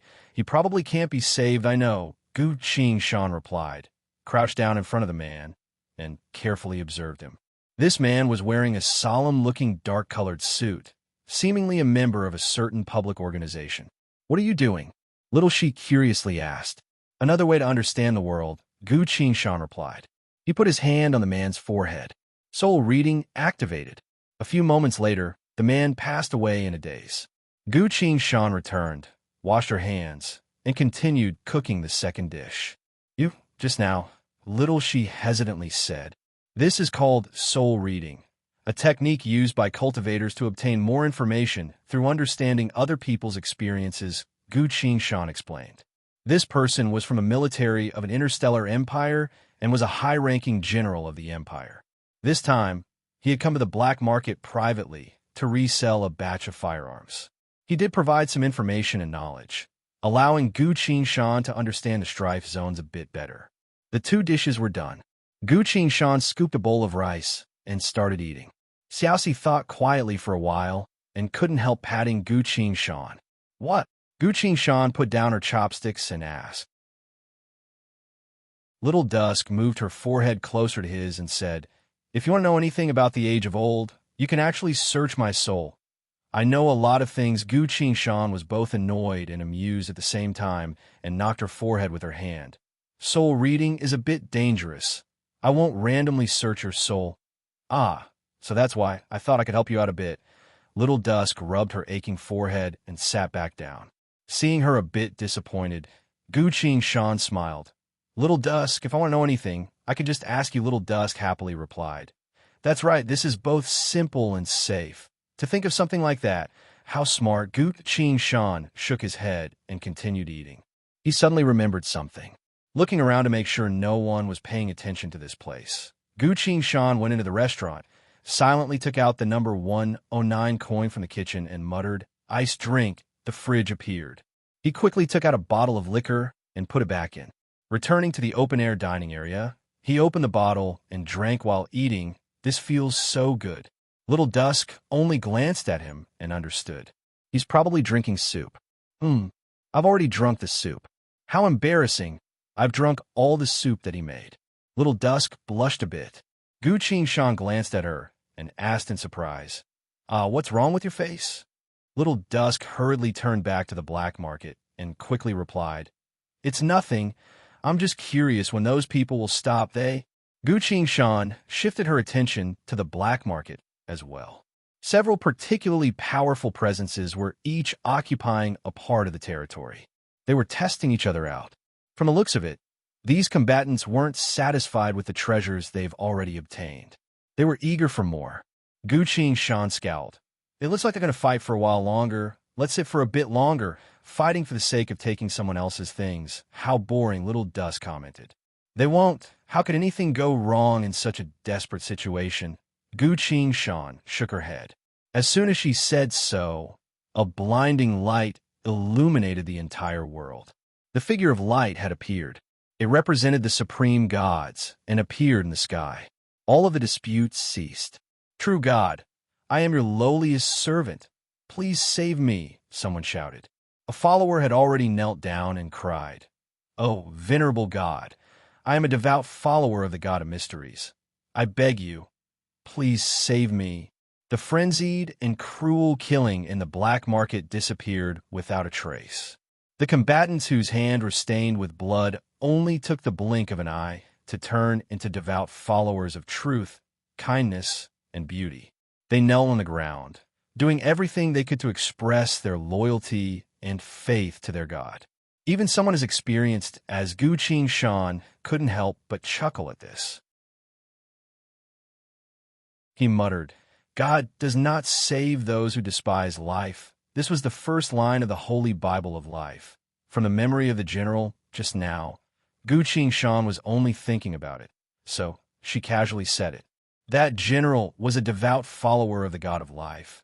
Able to recite 8 million verses of the Book of Prayer, he was highly respected and respected by the entire empire. But at the time of his death, he was selling firearms on the black market. The floating port was enveloped in a solemn atmosphere. Amidst everyone's sincere prayers, the figure of light finally spoke. I will temporarily stop the spread of evil, and by you some time, a blinding light emanated from its body, illuminating the entire world. This light seemed to carry some sort of power.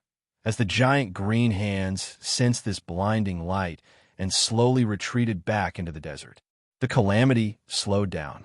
The crowd cheered and praised in a frenzy. The figure of light spoke again. Lambs of the gods, devout followers, all living beings who survive because of God's protection, you must remember what I am about to say. An incredibly powerful sinful entity is sealed deep within this world when the seal falls and the demon insects appear. Even the strongest among you will not be able to survive this calamity. There's only one way to save you. You must find the 21 poems of prophecy from the 7 holy Bibles left behind by the gods. To prevent it from being triggered too early, we purposely hid the final measure in a place that almost no living being can reach. Only the poems of prophecy will tell you where to hide. Go, follow the poems of prophecy, and find the 3 divine armaments left behind by the gods. They are scattered under the sand. Hidden deep within the labyrinth, take the 3 divine armaments out of the labyrinth. Let them feel the wind and earth again, and they will be activated at this point. The figure of light's voice slowly became low. These are the blessings left behind by the 7 gods. They will help you escape from your predicament once the demon insects feel the power of the 3 divine armaments. They will spit out this world and leave the three divine armaments contain the vast power to once again seal away evil. The gods will surely obtain victory in the end. Aside from that, those who find the divine armaments under God's protection will receive our blessings after successfully sealing away evil. At this point, the figure of light paused.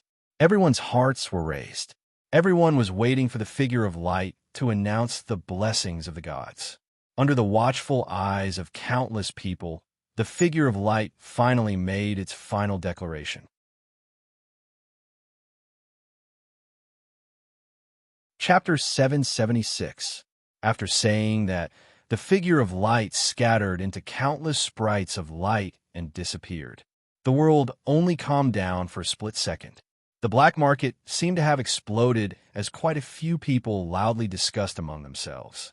Even more people ran to the bookstore without making a sound. The 7 Holy Bibles. Each Holy Bibles recorded the words and actions of the gods, as well as their views on all things in the world, as well as their teachings to their believers, as well as their prophecies of the future. To find the labyrinth, one must rely on the 21 poems of prophecy from the 7 Holy Bibles. Fortunately, the Holy Bibles of the 7 gods had always been the most widely circulated reading material, and many times, the holy churches would even give out Holy Bibles to their believers for free. In the strife zones, regardless of the time, the 7 Holy Bibles were the most common books available in any bookstore. After a bit of chaos, everyone managed to obtain enough holy church books from 7 to 8 bookstores. A certain combatant was tempted to confiscate all the books, but quickly gave up on that idea. He realized that if he dared to do that, everyone would probably band together to kill him regardless of the cost. Because this was a divine prophecy. Aside from the issue of faith, the figure of light had already said that he was only buying time for the living beings. If they couldn't find the labyrinth in the end, the divine armament wouldn't be activated, and the evil wouldn't be sealed away again. If his obstruction caused the search for the divine armament to fail, then he would die together with everyone else at the hands of the monster. The combatant took a deep breath, took out a Holy Bible from his chest pocket, and quickly flipped through it. This was the Holy Bible of Death, which recorded many of the god of Death's deeds and words, as well as several poems of prophecy about the future. Each poem had at least a few thousand lines. And this was only one Holy Bible. There were a total of 7 Holy Bibles. He shook his head and began to seriously read through the poems. This was a huge undertaking, but no matter how hard it was, he had to find a suitable poem for the current situation as soon as possible. The entire black market fell silent. A path to becoming a demigod was right in front of everyone's eyes. No one was willing to fight and kill for the sake of normal treasures in the world anymore. At the edge of the floating port, Gu Shan served Little Dusk a cup of steaming hot tea while she leaned back on her chair, reading a newspaper. This was the Guardian Association's newspaper. After a long period of silence, it was finally updated just now. "Aren't you going to decipher those poems?" Little She asked while sipping her tea. Gu Shan read the newspaper seriously and answered casually, I'm not going. I've already given up my faith." "Don't worry, you can give it a try," Xiaoxi encouraged. "Why?" "Because according to those words just now, the gods actually don't care if you're a believer or not. After you obtain the divine artifact, they'll help you ignite all the light on the tree of divinity. You'll become a demigod." "Are gods that kind?" Gu Shan was still reading the newspaper and asked. "Trust me, I understand the divinities," Little Dusk replied. "They are obsessed with sealing away all unknown and powerful sins, and living beings who help the divinities achieve this goal will indeed receive the divinities' favor and reward." Gu Shan was a bit hesitant. "But isn't becoming a demigod all of a sudden a bit too much for a living being?" Little Dusk smiled. "Becoming a demigod isn't much. It's just the beginning of becoming a divinity. It's even harder to become a divinity. Are there demigods in the strife zones?" Gu Shan asked. Little Dusk replied. "The deities who serve the 7 holy churches in name are all demigods," Gu Shan muttered.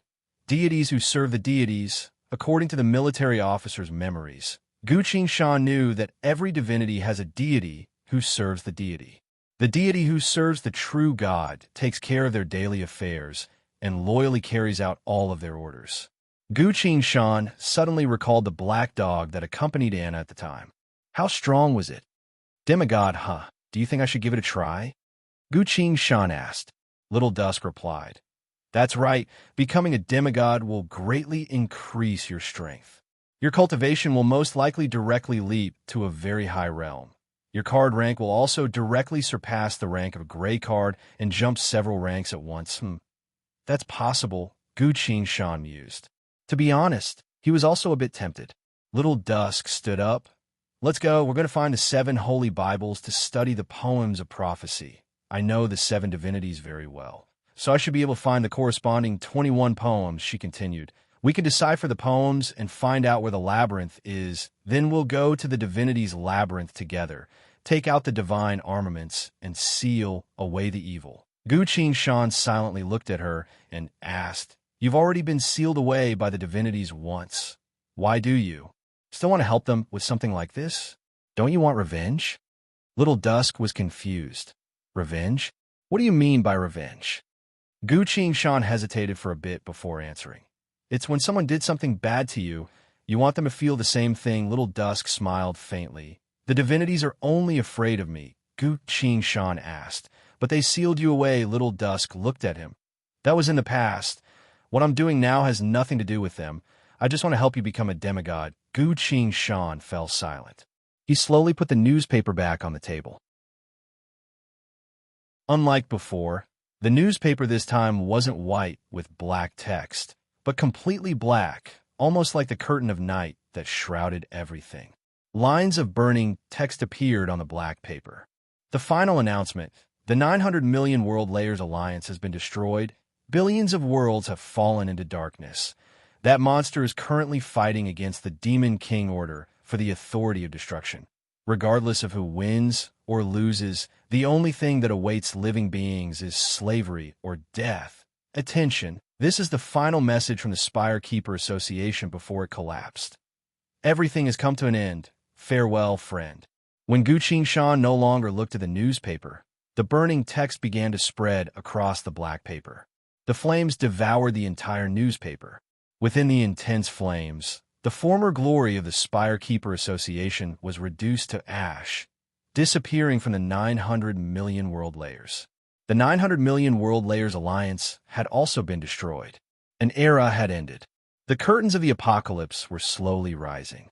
At this point, only the strife zones that were hidden by the power of the old gods had temporarily survived. But there was no telling how long this luck would last. Gu Shan sighed deeply, clenched his hands, and formed a hand seal. I have something I need to ask you, he told Little Dusk. A flash of light appeared from his hand and manifested into a terrifying face. This face, made entirely of light, was half male, half female. Their eyes were filled with madness and hysteria, displaying both male and female expressions of pain. Their mouths were wide open as if they were silently wailing. Indeed, this was the entity from God Institute, the eerie monster that no one could fight against. Do you know about this thing? Gu Shan asked, staring closely at the monster. Little Dusk's expression slowly turned serious. She spoke with a slow and cold tone. It has many names: the Predator, the enemy of gods, the Demon King that eats gods, the Desolate Terminator. Gu Shan was shocked and asked, You know about it? I do, Little Dusk nodded. This thing came from the Age of Desolation, the era before the birth of the old gods. This thing once ended the Age of Desolation. After the birth of the old gods, even though the true gods all had immense power, they could only become this thing's food. The reason why the gods are constantly creating all living beings and even breaking all taboos in search of power that is far more powerful than themselves is partly because of this thing. Gu Shan asked further, Did the old gods ever win against this thing? Little Dusk replied, The old gods and that thing once fought a decisive battle. I was also there at the time. Did you fight against it? It wasn't just me. Every powerful force created by the old gods participated in that decisive battle. Some of them were even more powerful than I am. You won. Yes, but it was extremely difficult to win. The majority of the old gods died. Even those that were so powerful that even I found it hard to believe died in that decisive battle. What about the monster? We couldn't destroy it, so we could only seal it away. Although that was the only thing we could do. This way, the old gods will be temporarily safe. Gu Qing Shan silently nodded. Little Dusk was curious. How do you know about this thing? Gu Qing Shan replied. It appeared again. Little Dusk didn't say anything. This was the first time Gu Qing Shan had ever seen her show an expression of fear and worry. Now that the old gods aren't here, it can't be defeated? Gu Qing Shan tried asking. No, Little Dusk shook her head. The old gods would never allow such a terrifying situation to happen again. After sealing that monster away, they studied it for countless years and finally found a way to deal with it. Gu Qing Shan's eyes lit up and asked, "What way?" "It's a secret of the old gods." Little Dusk looked at her and shook her head. Gu Qing Shan spoke with a serious expression. "Listen to me, Little Dusk. You have to tell me, otherwise more and more people will be killed by the monster. The entire world will be destroyed. It's not that I don't want to tell you. It's just that the old gods had already defeated that monster at that time. So they were no longer confident in a powerful weapon like me. So I don't know about that secret," Little Dusk replied. "Are there no clues at all?" Gu Qing Shan asked in disbelief. "Of course there are. I know where the old gods hid their secret," Little Dusk replied. "Where?" "It's a unique number. It represents endless death in divine language. 944, that's right. The number 944 coin. The old gods hid their secret inside coins?" Gu Qing Shan asked in disbelief. At this point, he recalled the number 109 coin in his hand. This coin can open a fridge. In other words, many coins have all sorts of unique uses? Little Dusk replied. "That's right. The number 900 and above coins don't represent wealth, nor do they circulate. These coins were forged by the old gods using eternal materials, hiding the truth and secrets that they didn't want to talk about." Gu Qing Shan lowered his gaze and pondered for a bit before asking, "Are these coins the same as the number 900 and below coins, where they're classified according to how important they are?" "No, you can't measure the truth and secrets with the same attitude you use to measure wealth. Every number on the number 900 and above coins has a unique meaning. You can't tell which one is more important than the other." Seemingly recalling something, Little Dusk's voice became faint and indistinct. "All the number 900 and above coins are equal, except for the last number 3 coins. Only a single one was forged." Gu Qing Shan didn't notice the difference in Little Dusk's tone. His mind was currently filled with thoughts of how to defeat that monster. Only one was forged. The fewer there were, the more precious the secret was. For Gu Qing Shan, this was something he could easily understand. "Number 944. Gu Qing Shan muttered. "All right, I'll keep that in mind. I'll find this coin." He stood up. "As for now, let's find those 3 divine armaments and leave this world as soon as possible." Little Dusk also stood up. "We're going to the bookstore?" "No, we're going to the desert," Gu Qing Shan replied. Little Dusk was confused. "But we haven't found the 21 poems of divination yet, and we don't know where the labyrinth is," Gu Qing Shan said. "Come with me. You have a way?" Little Dusk asked. Gu Qing Shan replied. "You can bypass the old gods' prophecies and find the divine armaments." Little Dusk couldn't help but ask again. Gu Qing Shan continued. "I can't believe it. What kind of method is it? Can you tell me?" Little Dusk pursued. It should be the method that the Demon King Eater used when he hunted the old gods," Gu Qing Shan replied. "He had just spent several thousand soul points on the war god UI."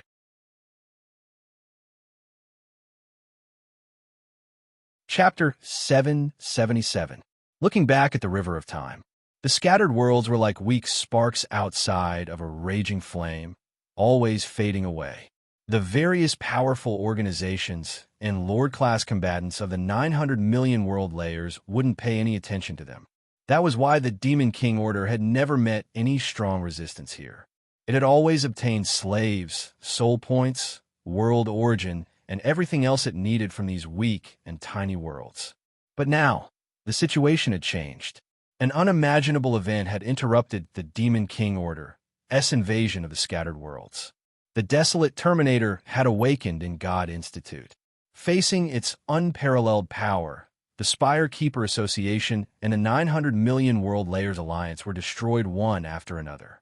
It began to destroy the entire 900 million world layers, layer by layer. The desolate Terminator rampaged its way through. In every world it passed through, all life was destroyed and devoured by it. It crashed into the fallen zones. There, the Order had just finished its first evolution, ascended to an extremely high level, and gained an ability that no one had ever seen before.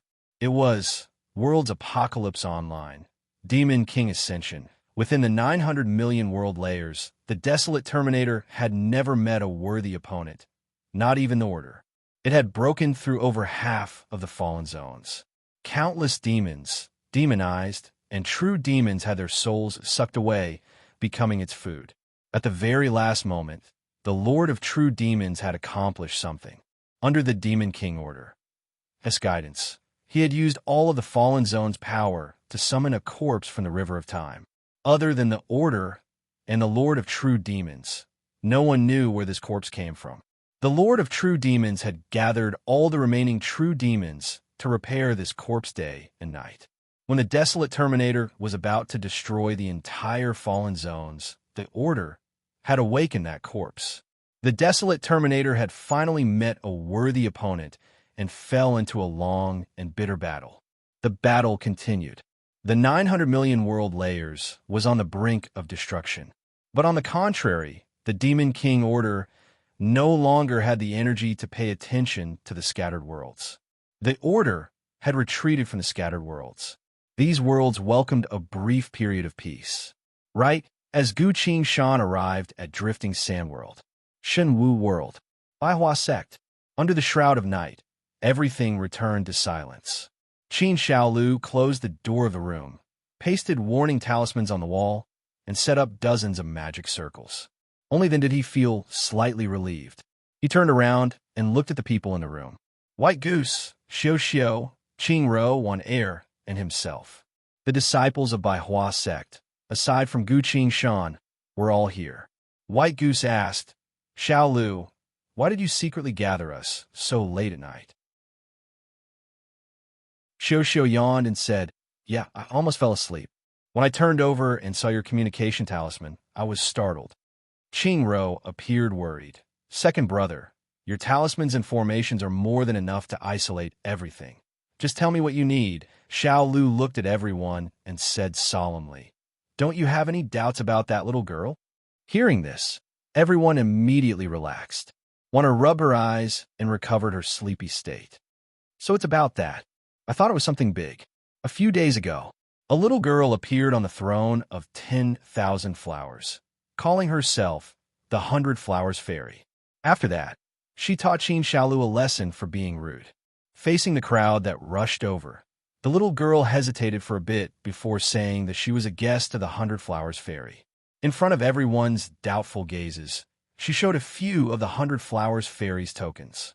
At the same time, the 100 Flowers Fairy also sent a communication talisman to the disciples. In the talisman, the 100 Flowers Fairy said that she had something to do and asked the disciples to take good care of this little girl during this time. Since she had both a token and Shifu's communication talisman, this little girl was naturally a guest of Baihua Sect. Could there be any problems with that? Seeing everyone's reaction, Qin Shaolu shook his head in disappointment. Could it be that none of you really noticed anything wrong with this little girl? Shaolu, what exactly are you trying to say? The White Goose curiously asked. Xiao Xiao answered, That's right.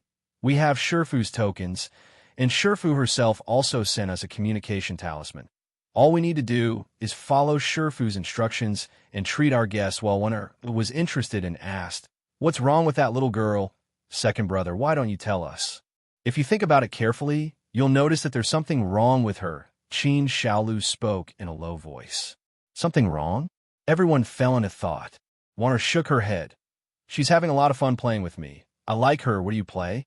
Qin Shaolu asked. Climbing trees, jumping rope. I take her to the stream to pick up pretty rocks. We go to the Spirit Beast Garden to feed the Spirit Beasts. I don't think there's anything wrong with her these past few days, Warner answered. Qing Ro nodded. Last time when I took her to the market, she happily played for the entire day. Even when it was dark, she still didn't want to come back. But that's normal for children. I don't think there's anything wrong with her, Xiao recalled. When we eat, she'll steal my braised pork trotters, but that's nothing, seeing that the situation wasn't right. Qin Xiaolu quickly reminded them. That rag doll. Haven't you noticed? She's always hugging a rag doll. Oneer answered. I've noticed. Isn't that what Shifu looks like? What's wrong with that? Qin Xiaolu swung his fist. That's the key. Think about it carefully. Who would want to be a rag doll that looks like their sect master when they visit another sect? Hearing that, everyone was a bit surprised. That's true. This really isn't right. Qin Xiaolu spoke in a low voice. I don't know if you've noticed, but she's always bringing that rag doll with her wherever she goes. Then what do you think is going on? The white goose asked.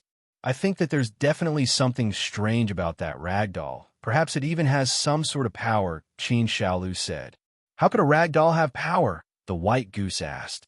I've used 1794 different kinds of divination techniques, but I've found that I can't calculate this little girl's strength at all, and her location is also hidden. I believe that the power that's interfering with me is coming from the rag doll, Qin Xiaolu said. The white goose silently nodded. Who would have thought that Qin Xiaolu would be this sharp? That was the rag doll that Yunji gave him when they parted at the 900 Million World Layers Alliance. The rag doll's purpose was indeed to conceal one's presence, to prevent people with ill intentions from spying on them. The white goose was a bit emotional. Seems like other than Gu Qingshan, Qin Xiaolu has also grown up and can take on great responsibilities. The sect's fortune. While she was thinking that, Qin Xiaolu continued. And haven't you noticed? The most important thing is this girl's appearance. Everyone was stunned. Appearance? She's very beautiful, Xiao said admiringly. She really is a beautiful and pure little girl. I wonder how beautiful she'll be when she grows up, Qing Ro praised. Oneer also nodded. Wrong. Your observation skills are too weak, Qin Xiaolu shook his head. What did you notice from her appearance?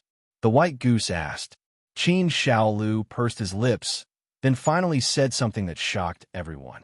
I noticed that she looks a bit like Shifu. Everyone was shocked once again. They quickly recalled. Now that you mention it, it really does look like her, Xiao commented. Qing Ro mused. No wonder I feel like I've seen her somewhere before. Oneer was comparing her mind, muttering. Although she's very innocent, her eyes and expression really do look a bit like our Shifu. The white goose was even more glad to be able to deduce the truth just like that. Xiaolu's observation skills are quite good. Even if Gu Qingshan was here, she wouldn't be able to do as well as he did. The white goose cleared his throat and said, That's right, I also feel that she look a lot like Shifu. So, Xiaolu, do you have an answer? Qin Xiaolu solemnly nodded and spoke with a serious tone. I found the truth, the white goose said. Very well. Tell us your answer, Qin Xiaolu said. I'm a bit afraid to say it, the white goose smiled. It's fine, we're all on the same side here. Just tell us what you think. We won't leak it, Qin Xiaolu looked at the white goose. Then at Xiao, Qing Ro, and Oneer. They all nodded. Very well. Then I'll tell you. Qin Xiaolu took a deep breath. His expression became complicated and serious. This little girl looks so much like Shifu. Plus, she's wearing a doll that looks like Shifu. Plus, she's being protected by a powerful force that conceals her presence. So she's actually what? Xiao couldn't help but ask. Qin Xiaolu clenched his fist tightly and spoke in a low voice. She's actually Shifu's illegitimate daughter. The entire room fell into a terrifying silence. Xiao covered her mouth. Qing Ro and Oneer exchanged glances. Qing Ro seriously thought for a bit, then shook her head. That can't be right. Shifu is still a virgin. That's right. Although what you said before is reasonable, this little girl definitely isn't her child, Oneer said. Qin Xiaolu was stunned, then asked, How do you know Shifu doesn't have a Dao companion? Oneer waved her hand dismissively. That's our women's business, don't ask. We can guarantee that. Qin Xiaolu was a bit stunned. Senior brother, you were supporting me just now. Do you think they're right or me? He hurriedly looked at the white goose and asked. The white goose lowered his head, trembling uncontrollably. He endured and endured, endured and endured, endured and endured, finally couldn't endure anymore. That bastard Xiao Lu.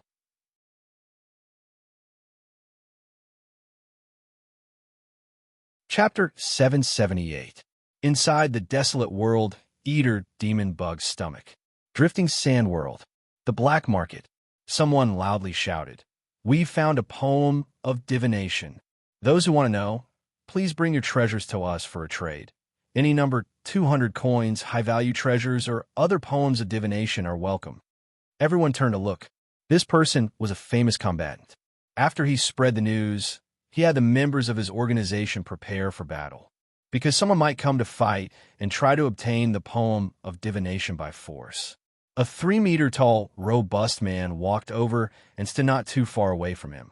This was a powerful combatant nicknamed Beheader, the famous Decapitator. Are you here to trade for information on the poems of divination, or are you here to fight us? The combatant asked. Of course I'm here for information, Beheader impatiently replied. After all, there are a total of 21 poems of divination. Even if I find all of them, I'll still have to slowly decipher them to find the location of the labyrinth. I don't have time to waste. Very well. That's what I was thinking as well. Let's quickly complete the trade, the combatant said. Beheader took out a coin and showed it to the other party. This is the number 337 coin.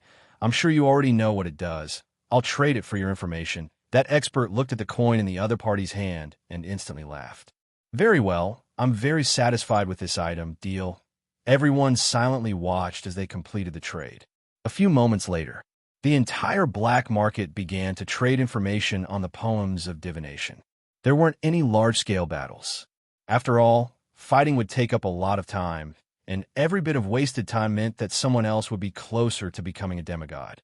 Very quickly, people found 9 poems of divination from the 7 Holy Bibles. There were 12 poems left. At another location, Gu Shan and Little Dusk were quickly flying above the boundless desert. They passed through sand dune after sand dune, heading in a certain direction. Little Dusk still couldn't contain her surprise and told Gu Shan, "You've learned the skill that the enemy of deities uses to hunt deities. That's unbelievable. Do you want to learn it?" Gu Shan asked. Xiaoxi nodded vigorously, her face filled with excitement. "But how should I teach it to you?" Gu Shan asked. "There's no need to hurry. When your card level is a bit higher and you can make cards on your own, you can teach it to me in the form of a card." Little Dusk smiled.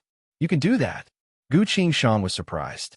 Little Dusk replied, "Of course, you're only a gray card right now. You don't even know how to use noble artifacts, summon creatures, or card making, not to mention anything more advanced. So you need to quickly improve your card rank. I think becoming a demigod is the best shortcut." Gu Shan said, "Didn't your strength drop a lot as well?" "Why don't you become a demigod?" "Because I have a plan for how I want to improve myself. While you are a blank piece of paper, you can use the god's method to improve your strength first." As the two of them were talking, a man's voice suddenly rang out. "Where are you going?" The black-faced man appeared in front of them, blocking their way. It was the ruler of the desert, a powerful existence from the abyss of sin. "Ah, it's you?" Little Dusk quickly realized and smiled. "We're going to." Gu Shan immediately followed up. "To take a stroll around, to see if there's a way to leave this world. I'll tell him." He sent his voice to Little Dusk. Little Dusk was a bit surprised and quickly shut up. The black-faced man stared at the two of them. "How strange. Why don't you try reading the Holy Bible? That's the only way to seal the monster away." Gu Shan didn't answer, only took out something and tossed it to the black-faced man. The black-faced man caught it and looked at it. It was a small black bag. "I've checked this bag. It's full of coins. We can use it when we leave," Gu Shan told him. The black-faced man put the bag away and continued to ask, "What are you walking around for?" "I told you, we're looking for a way to leave this world," Gu Shan told him. The black-faced man asked, "The entire world has been devoured by that insect in the sky. Is there still a way to leave?" "That's right. Because it's an insect, there must be various passages on its body. Our current goal is to find these passages," Gu Shan answered with a serious expression. The black-faced man went silent, looking for a way to leave this world. He muttered in a low voice, "All right, I won't talk to you anymore. We need to keep looking," Gu Shan said. "All right. I hope you can find it." The black-faced man smiled and said, He stepped aside. Gu Shan and Little Dusk went past him, quickly disappearing into the horizon. The black-faced man silently watched them leave and muttered, "The way to leave. I hope you can find it." He disappeared from the sky. Waves of sand rose up from the quicksand. After Gu Shan and Little Dusk had flown far enough, Gu Shan finally stopped in the air. Little Dusk also stopped and couldn't help but ask, "Why did you tell him that? Didn't we come here to find the labyrinth? Where's the abyss of sin?" Gu Shan asked in return. With our current speed, we'll be there in 2 more hours," Little Dusk answered. "Are the Watchers of the Abyss of Sin all-powerful savage beasts like the black-faced man?" Gu Shan asked again. "Of course not. Only a small portion of them are like him. There are other powerful Watchers as well," Little Dusk answered. "Can they deal with that sealed monster?" Gu Shan asked. Little Dusk was surprised. She suddenly recalled the giant green hand that covered the entire world, the evil monster that almost broke through the ground. That was a terrifying monster that could only be sealed when she was at her peak state. Indeed, when the giant green hand took over the entire world, no living being outside of the black market would be able to escape. Even the powerful Watchers of the Abyss of Sin couldn't stop the monster from devouring them. The most they could do was report to the divinities. But now that the divinities are gone, he's still alive and well. Little Dusk was confused.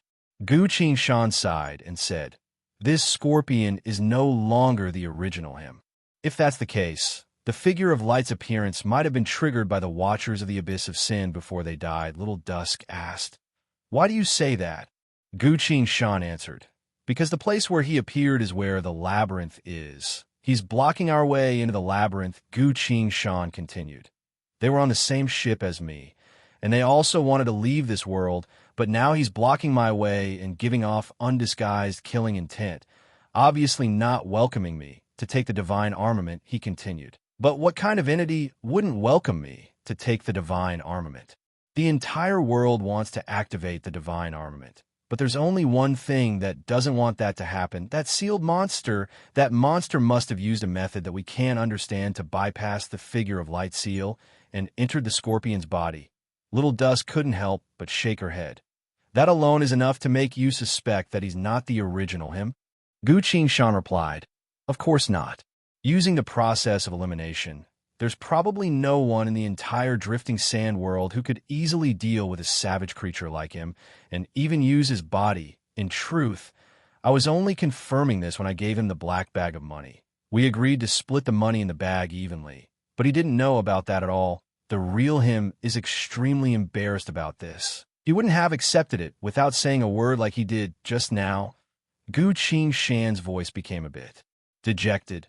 "He's already dead, and the Demon Scorpion Empress is most likely not in a good state either. If you still want to find proof, you can check your summoning card again." Little Dusk took out the summoning card for the Demon Scorpion Empress. It was completely blank. Little Dusk looked at Gu Shan and sighed. "You were right.